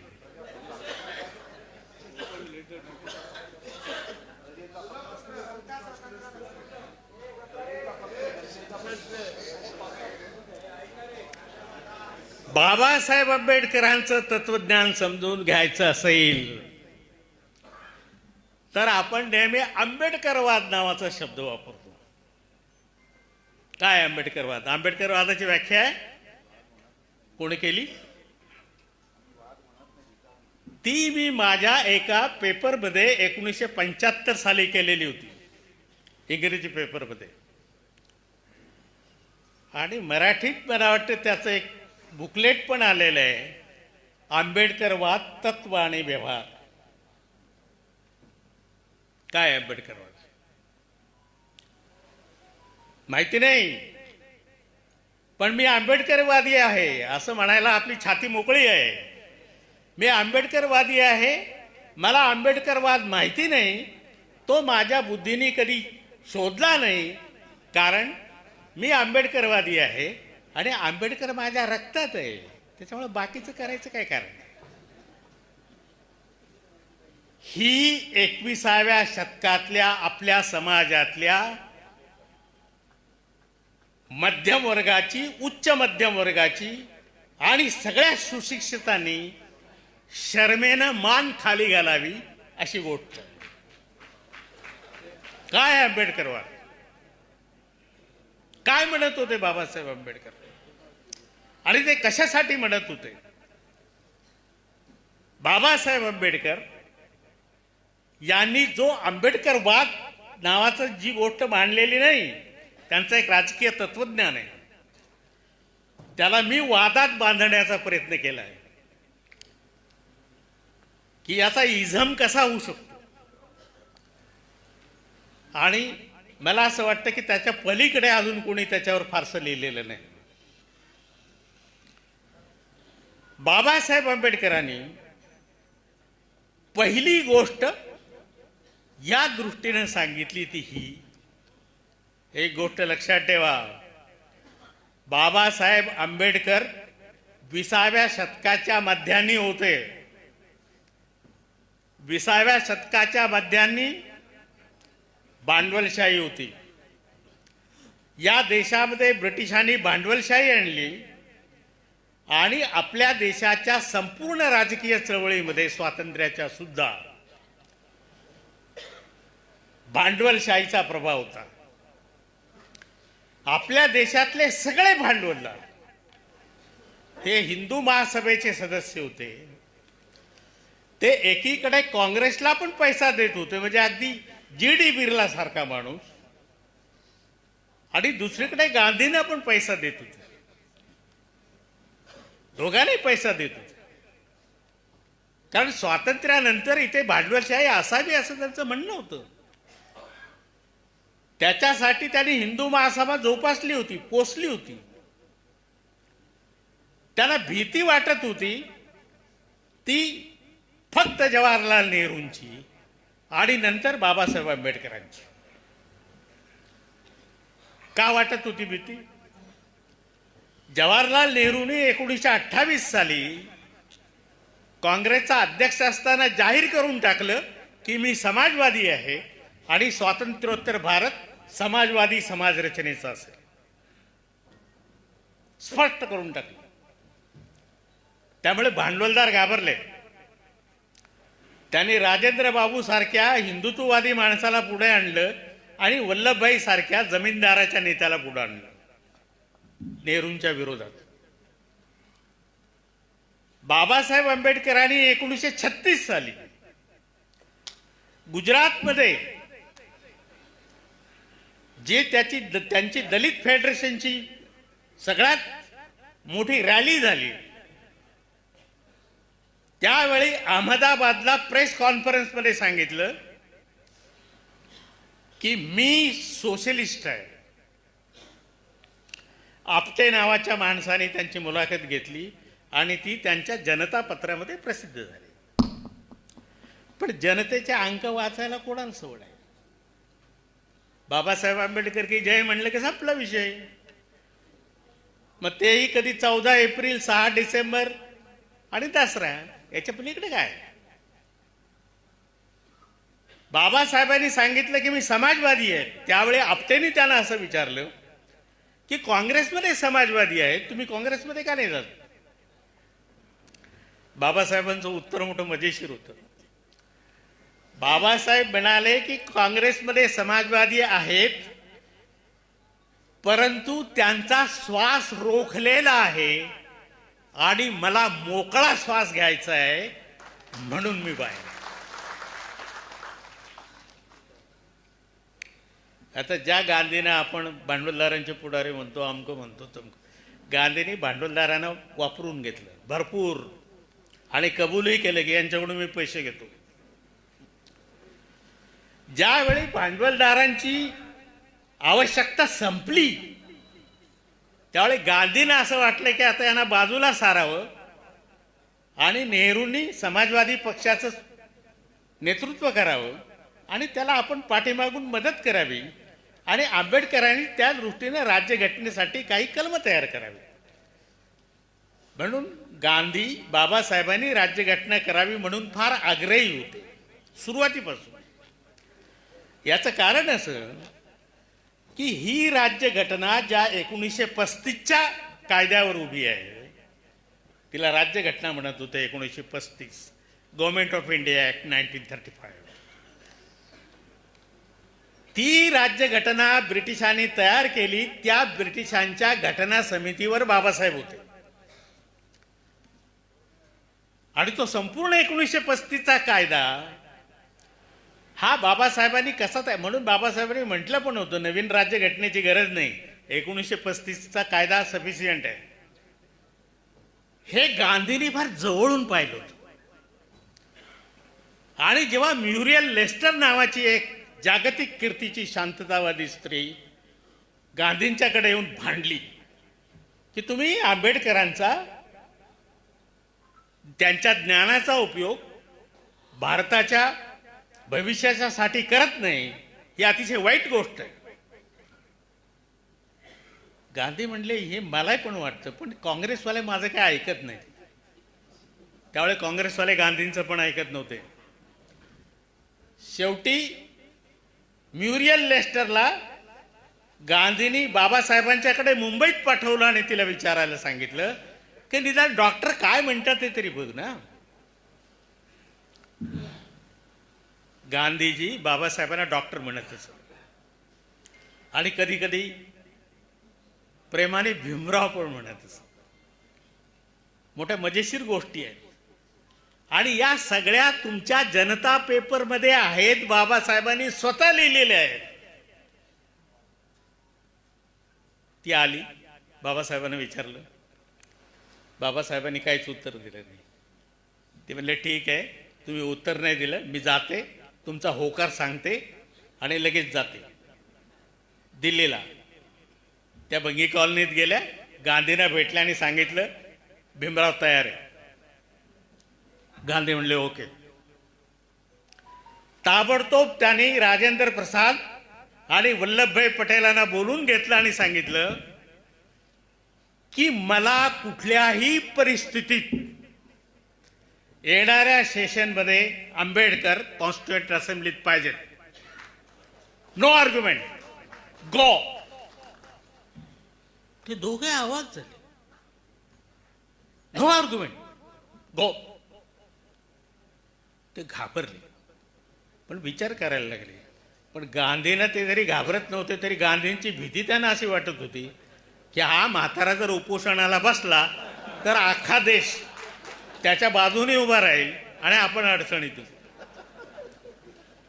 त्याच रात्री ताबडतोब मुंबईचे पंतप्रधान, त्यावेळेचे पंतप्रधान म्हणत असत बाळासाहेब खेराना, सरदार वल्लभभाई पटेल आणि प्रसाद यांनी पत्र लिहिली की कुठल्याही परिस्थितीत आंबेडकरांच्याकडे जा, त्यांचा फॉर्म भरा. बॅरिस्टर जयकरांची जागा रिकामी झालेली आहे, तेव्हा त्यांना ताबडतोब बिनविरोध निवडून पाठवा. हे पत्र बाबासाहेब आंबेडकरांचे जे चरित्र साधने आहेत त्याच्या 14व्या खंडामध्ये प्रसिद्ध झालेले आहे. तर ते तुम्ही वाचणार नाही. तुम्ही तर गांधी विरुद्ध आंबेडकर करून बसलात ना कायमचे, गांधी विरुद्ध मार्क्स करून बसलात ना कायमचे. तुम्ही तर असं पण म्हणू शकाल आपल्याकडचे काही की अहो हे राजेंद्र प्रसादाने लिहिलेलं पत्रच खोटं आहे असंही सांगाल. भरोसा नाही तुमचा. आणि मग बाबासाहेब तिथे गेले. बाबासाहेब गेल्याबरोबर ड्राफ्ट कमिटीची स्थापना झाली. ड्राफ्ट कमिटीत बाबासाहेब गेले. ड्राफ्ट कमिटीची दुसऱ्या दिवशी बैठक झाली आणि ड्राफ्ट कमिटीचं चेअरमनपद बाबासाहेबांच्याकडे आले. लंडन टाइमच्या बातमीदारांनी बाबासाहेबांना विचारलं, डॉक्टर व्हॉट इज दिस? बाबासाहेबांचं उत्तर होतं, I am also extremely surprised. हे मी आपल्याला याच्यासाठी सांगतोय की बाबासाहेबांचं राजकीय तत्वज्ञान काय आहे आणि ते कसं येईल. मग आपल्या अशी एक गोष्ट लक्षात येईल की बाबासाहेबांनी जी राज्यघटना तयार केली ही राज्यघटना गांधींच्या विरोधातच होती. गांधींनी थैथयाट पण केला होता, पण या राज्यघटनेला सगळ्यांनी पाठिंबा दिला आणि बाबासाहेब भारतीय राज्यघटनेचे शिल्पकार झाले. हा देश पुढे कसा चालवायचा हे त्यांनी आपल्याला सांगितलं. आणि मग एकेकाळी हा देश बुद्धाच्या नावाने ओळखला जात होता. भारत कोण? बुद्धाचा देश. 20व्या शतकाच्या सुरुवातीला किंवा मध्यापर्यंत हा देश गांधींच्या नावाने ओळखला जात होता. महात्मा मोहनदास करमचंद गांधी. आणि 21व्या शतकाच्या सुरुवातीला हा देश डॉक्टर बाबासाहेब भीमराव रामजी आंबेडकर यांच्या नावाने ओळखला जातो. आज जगात असा एक देश नाही जिथे आंबेडकरांची जयंती साजरी होत नाही. आज आपल्याला माहिती असेल किंवा नसेल तर बाबासाहेब इथपर्यंत झिरपत गेलेले आहेत की आपल्यापेक्षा जे इतर जाती धर्मातले विचारवंत आहेत, वाचक आहेत, तरुण आहेत, त्यांना बाबासाहेब अधिक समजलेले आहेत. अरे एका राज्याच्या मुख्यमंत्र्यांनी आपल्या ऑफिसमध्ये फक्त बाबासाहेब आणि भगतसिंगाचा फोटो लावावा याच्या एवढी क्रांती काय असू शकते? हे काय फुकट लावलेलं आहे काय? दक्षिणेतला कुठलाही सिनेमा बघा, त्याच्यात कोर्ट सीन आला रे आला की तिथे बाबासाहेबांचा फोटो येतोच. या देशाची ओळख बाबासाहेबांच्या नावाने झालेली आहे. तेव्हा हे बाबासाहेबांचं जे तत्वज्ञान आहे हे तत्वज्ञान आपल्याला आता लोकांना समजायला लागलेलं आहे. काय आहे ते तत्वज्ञान? त्या तत्वज्ञानाचा पाया बाबासाहेब आंबेडकरांनी बुद्ध आणि त्याचा धम्म या ग्रंथाच्या प्रस्तावनेत लिहिलेला आहे.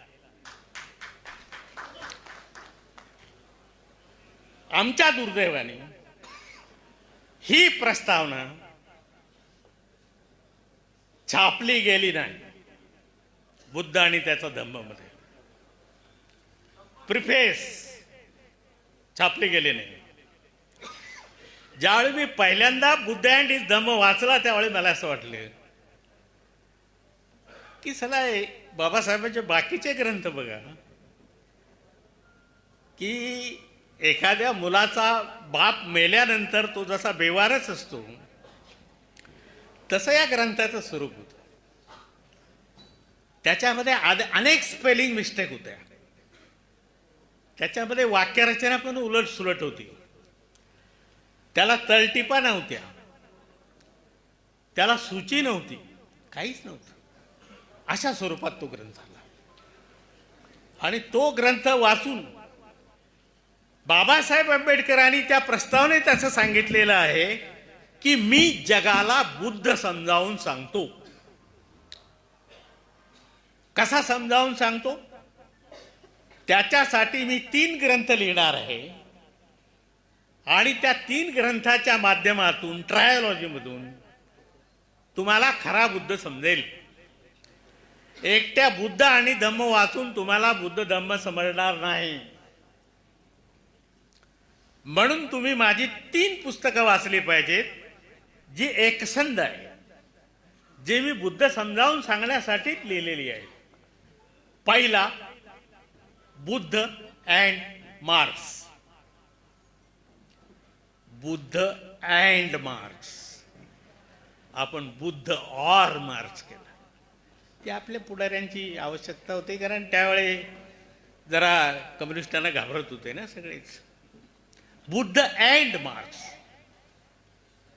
त्याच्यामध्ये बाबासाहेब आंबेडकरांनी जे काय प्रसिद्ध झालेला मजकूर आहे की बुद्धाचं काय टिकलेलं आहे आतापर्यंत, मार्क्सचं काय टिकलेलं आहे आतापर्यंत, हा किती उपयोगी पडतो, हा किती उपयोगी पडतो, आणि याच्यातलं काय कालबाह्य झालं, याच्यातलं काय कालबाह्य झालं. बाबासाहेबांच्याकडून मी 3 गोष्टी शिकलो. पहिली गोष्ट, कोणताही ग्रंथ प्रमाण मानायचा नाही. नंबर 1.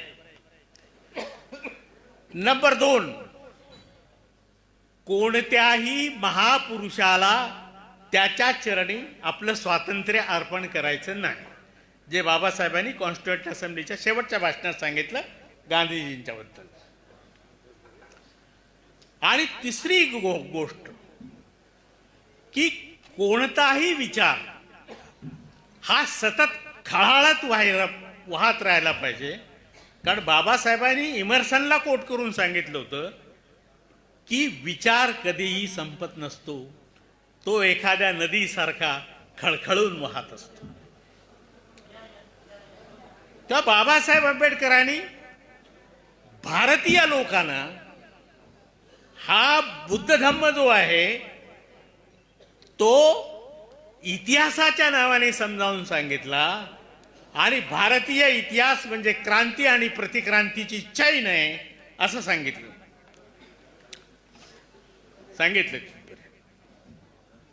बाबासाहेबांनी बुद्ध आणि मार्क्स याच्यामध्ये असं सांगितलं की संपूर्ण जगाला मार्क्सियन परिभाषेमध्ये बाबासाहेब आंबेडकरांनी बुद्ध धम्म समजावून सांगितलं. तेव्हा बाबासाहेब आंबेडकरांचं तत्वज्ञान म्हणजे काय आहे? बाबासाहेब आंबेडकरांचं तत्वज्ञान म्हणजे बाबासाहेब आंबेडकरांनी धम्माला ध्येय मानलेलं नाही,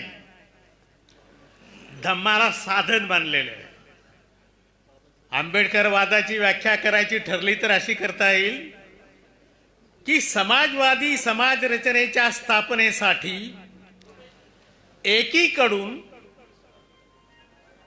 तुम्ही संसदीय लोकशाही आणि दुसरीकडून बौद्ध धम्माचा उपयोग करा, हे होईल. आज या सगळ्या लोकांना हे समजलेलं आहे बाबासाहेबांचं तत्वज्ञान, हे सगळे जागृत झालेले आहेत. आणि म्हणून उद्याच्या इतिहासात लवकरच या सगळ्यांना दलित पॅन्थरची आवश्यकता लागणार आहे. ही दलित पॅन्थर एका जातीची नसेल, ही दलित पॅन्थर एका प्रदेशाची नसेल, ही दलित पॅन्थर एका धर्माची नसेल. ही दलित पॅन्थर माणसाचा शोध घेईल, माणसाच्या दुःखाला भिडेल आणि माणसाला दुःखमुक्त करण्यासाठी आवश्यक तो संघर्ष सर्व मार्गाने करू शकेल. ती हिंसेने करील की अहिंसेने करील याचं भाकीत आज कोणाला करता येत नाही, कारण हिंसा आणि अहिंसा या 2 गोष्टी या दोघांवरही अवलंबून असतात. अशा पॅन्थरचं पुनरुज्जीवन होणार हे भारतीय इतिहासाचं अलिखित भाषण, हे भविष्य आहे. आणि रामदास आठवलेंच्या सारखे लोक त्याचं नेतृत्व करतील. आमच्यासारखी माणसं तोपर्यंत जिवंत असली तर त्यांच्या मागे उभी राहतील, नसतील तिलाच सम्यक क्रांती आपण म्हणू. ती सम्यक क्रांती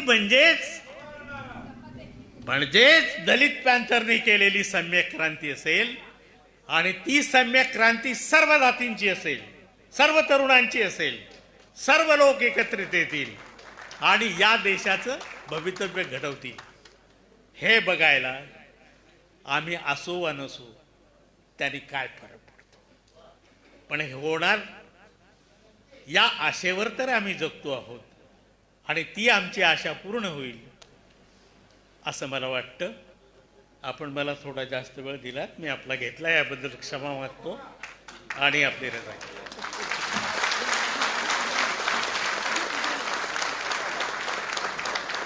या ठिकाणी या उद्घाटन सोहळ्याच्या कार्यक्रमाचे आपले आयोजक अध्यक्ष आहेत दलित पॅंथर सुवर्ण महोत्सव समितीचे निमंत्रक आणि या उद्घाटन कार्यक्रमाचे अध्यक्ष या संपूर्ण दलित पॅंथर सुवर्ण महोत्सव सोहळ्याचे अध्यक्ष रिपब्लिकन पक्षाचे राष्ट्रीय अध्यक्ष व केंद्रीय मंत्री माननीय नामदार रामदास आठवले साहेब हे अध्यक्षीय भाषण करतील आत्ता आणि समारोपाचं भाषण सुद्धा ते करणार आहेत. त्यामुळं आपण सगळ्यांनी या ठिकाणी उपस्थित राहायचं आहे. पण आत्ताच्या या उद्घाटन सोहळ्याच्या निमित्ताने ते जे अध्यक्ष आहेत आपल्या या सुवर्ण महोत्सव समितीच्या कार्यक्रमाचे दलित पॅंथर सुवर्ण महोत्सव समितीच्या कार्यक्रमाचे अध्यक्ष माननीय केंद्रीय मंत्री रामदास आठवले साहेब या ठिकाणी आता आपले मनोगत मांडणार आहेत. यानंतर सत्कार होणार आहे आणि सत्कारानंतर तुमचा कार्यक्रम होणार आहे.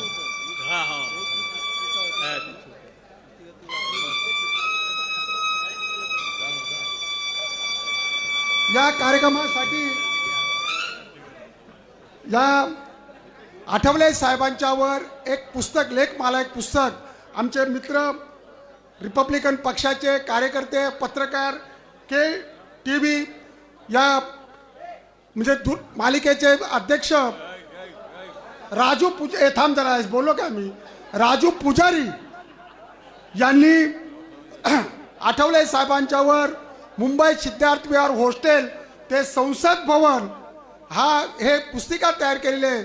या पुस्तिकाचे प्रकाशन डॉक्टर रावसाहेब कसबे आणि माननीय लक्ष्मा यांच्या हस्ते होणार आहे. राजू जा तिथे पुढे समोर राजू पुजारी आणि त्यांच्या त्या तिथं जायचं आहे.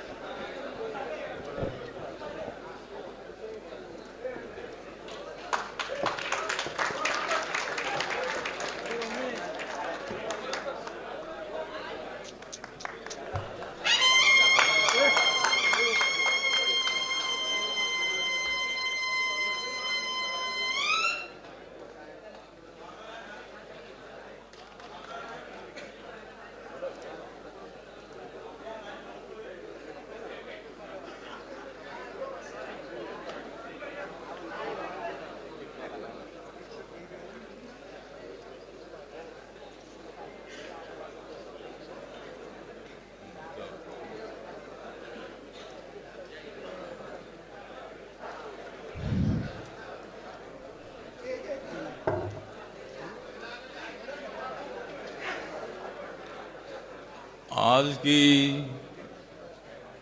दलित पैंथर के सुवर्ण महोत्सव की शाम, आज के दलित पैंथर के सुवर्ण महोत्सव की शाम मैं करता हूं बाबा साहब को प्रणाम। मुझे नहीं चाहिए आपका कुछ भी दाम, मुझे नहीं चाहिए आपका कुछ भी दाम, मैं हमेशा करता रहूंगा आपका काम। आज अत्यंत गंभीर आणि अत्यंत विचारपूर्वक अशा पद्धतीची भूमिका आमचे आदरणीय साहित्यिक रावसाहेब कसबे डॉक्टर रावसाहेब कसबे यांनी मांडलेली आहे। या ठिकाणी डॉक्टर मल्लेपल्ली लक्ष्मैया इन्होंने आज के इस स्वर्ण महोत्सव का, दलित पैंथर के स्वर्ण महोत्सव का उद्घाटन करते हुए उन्होंने दलितों पर होने वाले अत्याचार के बारे में पूरी जानकारी देने की कोशिश की है। तो वो आज के इस प्रोग्राम में आए, इसीलिए मैं उनका धन्यवाद करता हूं। रावसाहेब मला म्हणत होते की किती वेळ बोलायचं आहे, आणि माझं वय 78 आहे। मी त्यांना सांगितलं की अजून तुमची 22 वर्ष बाकी आहेत, त्यामुळे तुम्हाला अजूनही बोलायचं आहे, लोकांना मार्गदर्शन करायचं आहे। खरा खोरा आंबेडकर वाद जो आहे तो आंबेडकर वाद लोकांना सांगायचा आहे, आणि आपली अजूनही आम्हाला नितांत अशा पद्धतीची आवश्यकता आहे। या ठिकाणी अर्जुन डांगळे जी आहेत, या ठिकाणी चंद्रकांत हंडोरी जी आहेत, ॲडव्होकेट जयदेव गायकवाड आहेत, दिलीप जगताप, राही भिडे, लक्ष्मण गायकवाड, डॉक्टर विजय खरे, सुरेश केदारे, दिवाकर शेजवळ, विठ्ठल शिंदे, सुरेश सावंत, गौतम सोनवणे, सुरेश बारसिंग, डॉक्टर विजय खरे यांचं नाव घेतलेलंच आहे।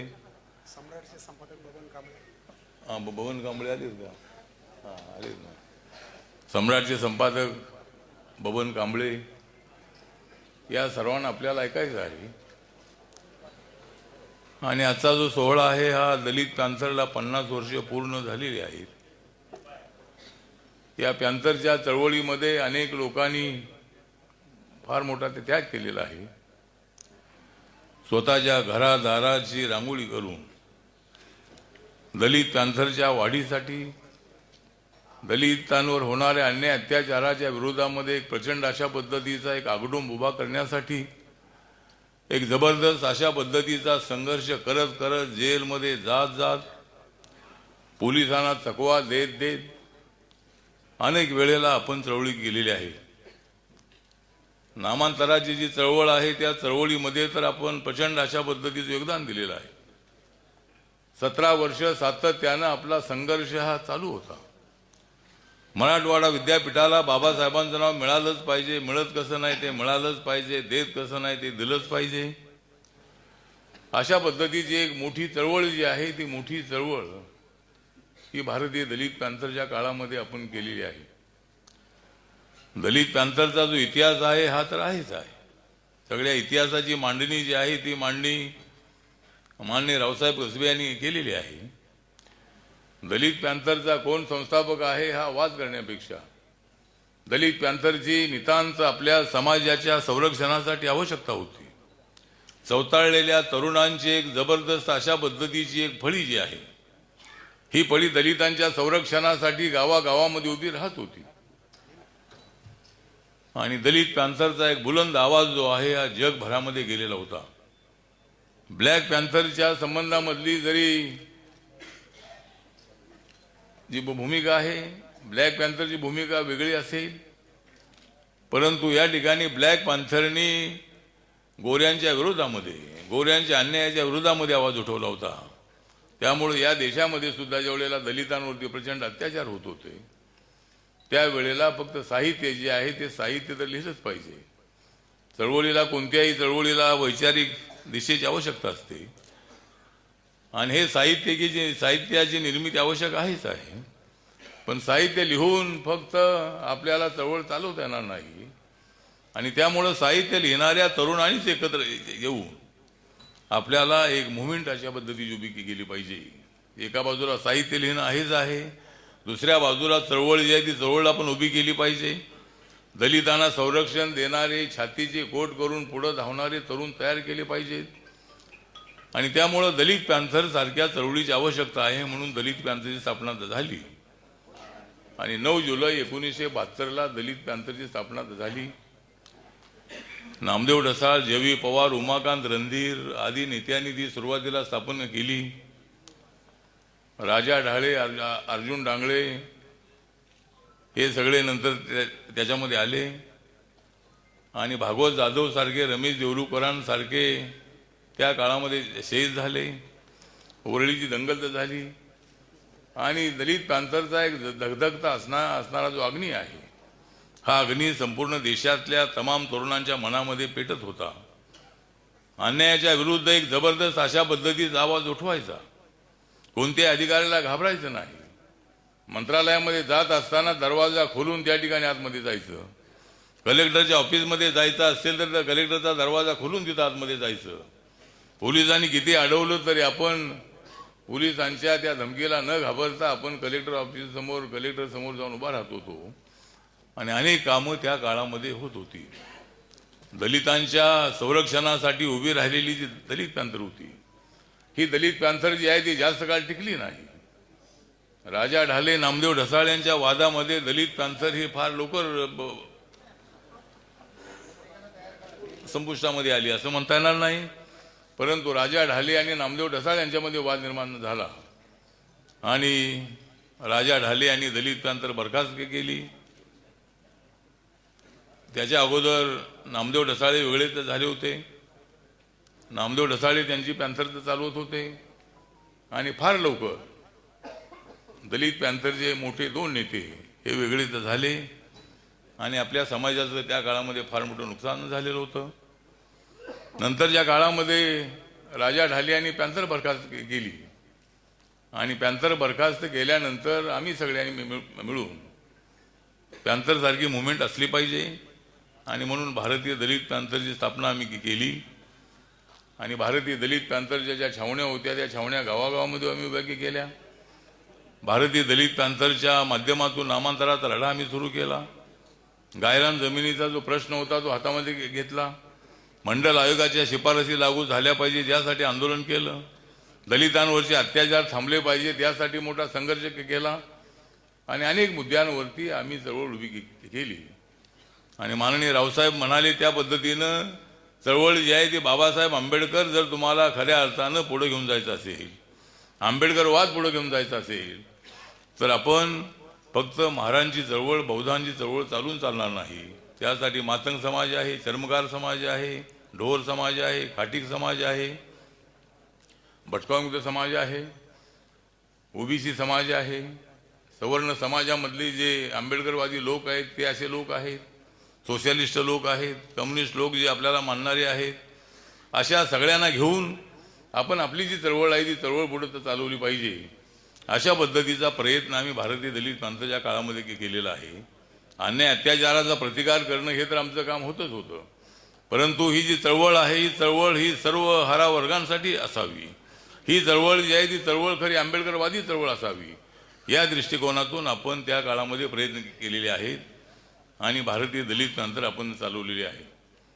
एक तर रावसाहेब म्हणाले त्या पद्धतीनं आता आपले सगळे नेते तर काय एकत्र येत नाही आहेत आणि एकत्र आले तरी एकत्र राहत नाही आहेत, एकत्र राहिले तरी त्यांना कोणी राहू देत नाही आहेत आणि अशा पद्धतीची परिस्थिती असल्यामुळं या ठिकाणी जिकडं जायचं असेल तिकडे जा.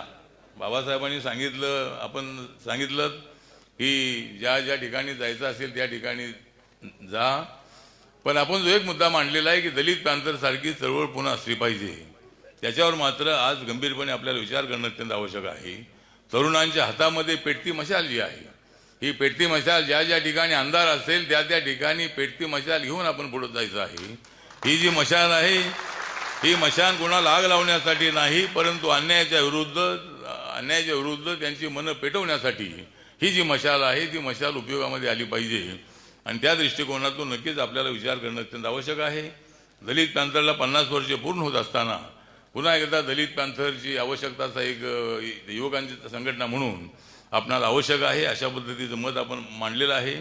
त्याच्यावर नक्की आम्ही विचार करू आणि दलित पॅंथरसारखं संघटन जे आहे हे संघटन जर पुन्हा उभं राहत असेल, रिपब्लिकन पक्ष जर आहे, निवडणूक लढण्यासाठी रिपब्लिकन पक्ष आहे, अन्याय अत्याचाराचा प्रतिकार करण्यासाठी दलित पॅंथर असेल आणि अशा पद्धतीनं आपल्याला प्रयत्न करायला हरकत नाही आहे.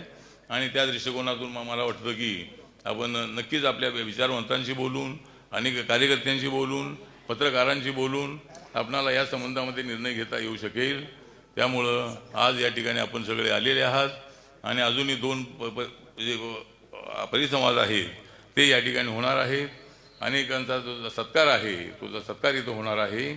त्यामुळं आपण परिसंवादामधल्या वक्त्यांचे भाषण आपल्याला ऐकायचं आहे. सत्कार जे आहे ते सत्कारही आपल्याला या ठिकाणी करायचं आहे. तर आपण या ठिकाणी मी आपला जास्त वेळ न घेता आपण सगळे मोठ्या संख्येने या ठिकाणी आलात त्याबद्दल आपल्या सगळ्यांचा अधिक आभार व्यक्त करतो. आणि रावसाहेबांनी अत्यंत चांगली भूमिका मांडली त्याबद्दल त्यांचे आभार व्यक्त करतो. आणि आमचे लक्ष्मय्या या ठिकाणी आले त्यांचे या ठिकाणी आभार मानतो. आपल्या सगळ्यांचा आभार मानून माझे दोन शब्द संपवतो. जय भीम, जय भारत, जय महाराष्ट्र, जय पॅन्थर.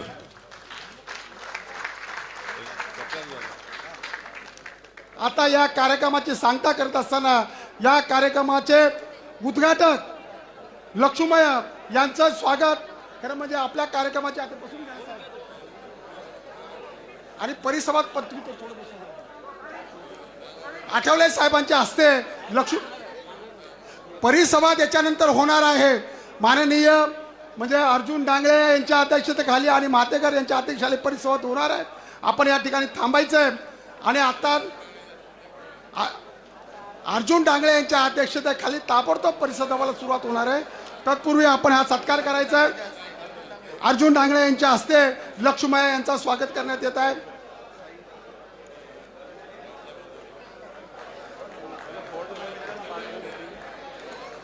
आणि रिपब्लिकन पक्षाचे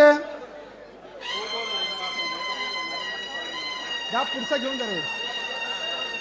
रिपब्लिकन पक्षाचे महाराष्ट्राचे अध्यक्ष भूपेश सुलकर यांच्या हस्ते डॉक्टर रावसाहेब कसबे यांचा सत्कार करण्यात येणार आहे. जा त्यानंतर आठवले साहेबांचा सत्कार याला करा. रमेश हो साहेब करा ना, असं काय करताय. रमेश गायकवाड आठवले साहेबांचा सत्कार करणार आहेत. या रमेश. त्याचबरोबर सिद्धार्थ कासारे आणि रवी गरुड गायकवाड हे आठवले साहेब आणि या सन्मानित पाहुण्यांचा सत्कार करणार हार देऊन. आणि नडगम पुण्याहून आलेले पॅन्थरच्या कार्यकर्ते बुद्धाची मूर्ती घेऊन आलेले आहेत ते सत्कार करणार आहेत. दक्षिण मुंबई जिल्ह्याच्या वतीने संजय पवार हे सत्कार करणार आहेत. तत्पूर्वी कार्यकर्त्यांना विनंती करण्यात येत आहे की मी जी नावं वाचलेली आहेत याच्यानंतर ताबडतोब आपले नेते कालकथित राजा ढाले, नामदेव ढसाळ, भाई संगारे, उमाकांत रणधीर, अरुण कांबळे, शहीद भागवत जाधव, रामदास सोरटे, वसंत धामणकर, विठ्ठलराव साठे, मनोहर अंकुश, DM गायकवाड, कमलाकर सामंत, दिलीप भालेराव, जगदीश रामडके, राघू मकवाना, राम कांबळे, मारुती सोनवणे, भीमजी जाधव, सुरेश बद्रिके, चेतन जावळे, भागवत जाधव, रमेश देवरुकर, अशोक दादाभाऊ साळवे, अशोक गायकवाड, बाबूराव चोजवळ, बाहेर खैरमुळे, दया हिवराळे यांच्या कुटुंबियांनी या ठिकाणी उपस्थित राहायचं आहे. आणि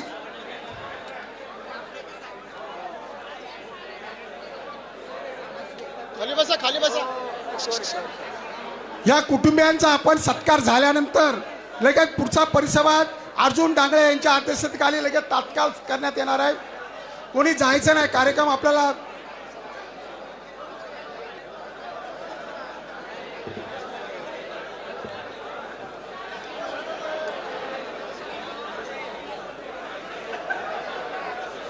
नाही थांबा ना. नाही थांबा. तुमचं आहे. हांडोरे साहेब आणि जयदेव गायकवाड, दिलीप जाधव, जगताप यांना विनंती करतोय आपला कार्यक्रम आहे. नाही ना थांबा ना. हॅलो सन्मान द्यायचा. आपण या कुटुंबियाचा सन्मान करायचा. अहो थांबा ना. हो सन्मान करून घ्या ना.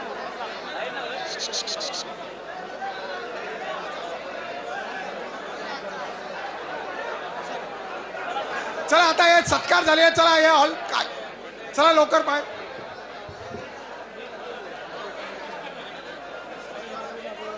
चला या पाठीमागे.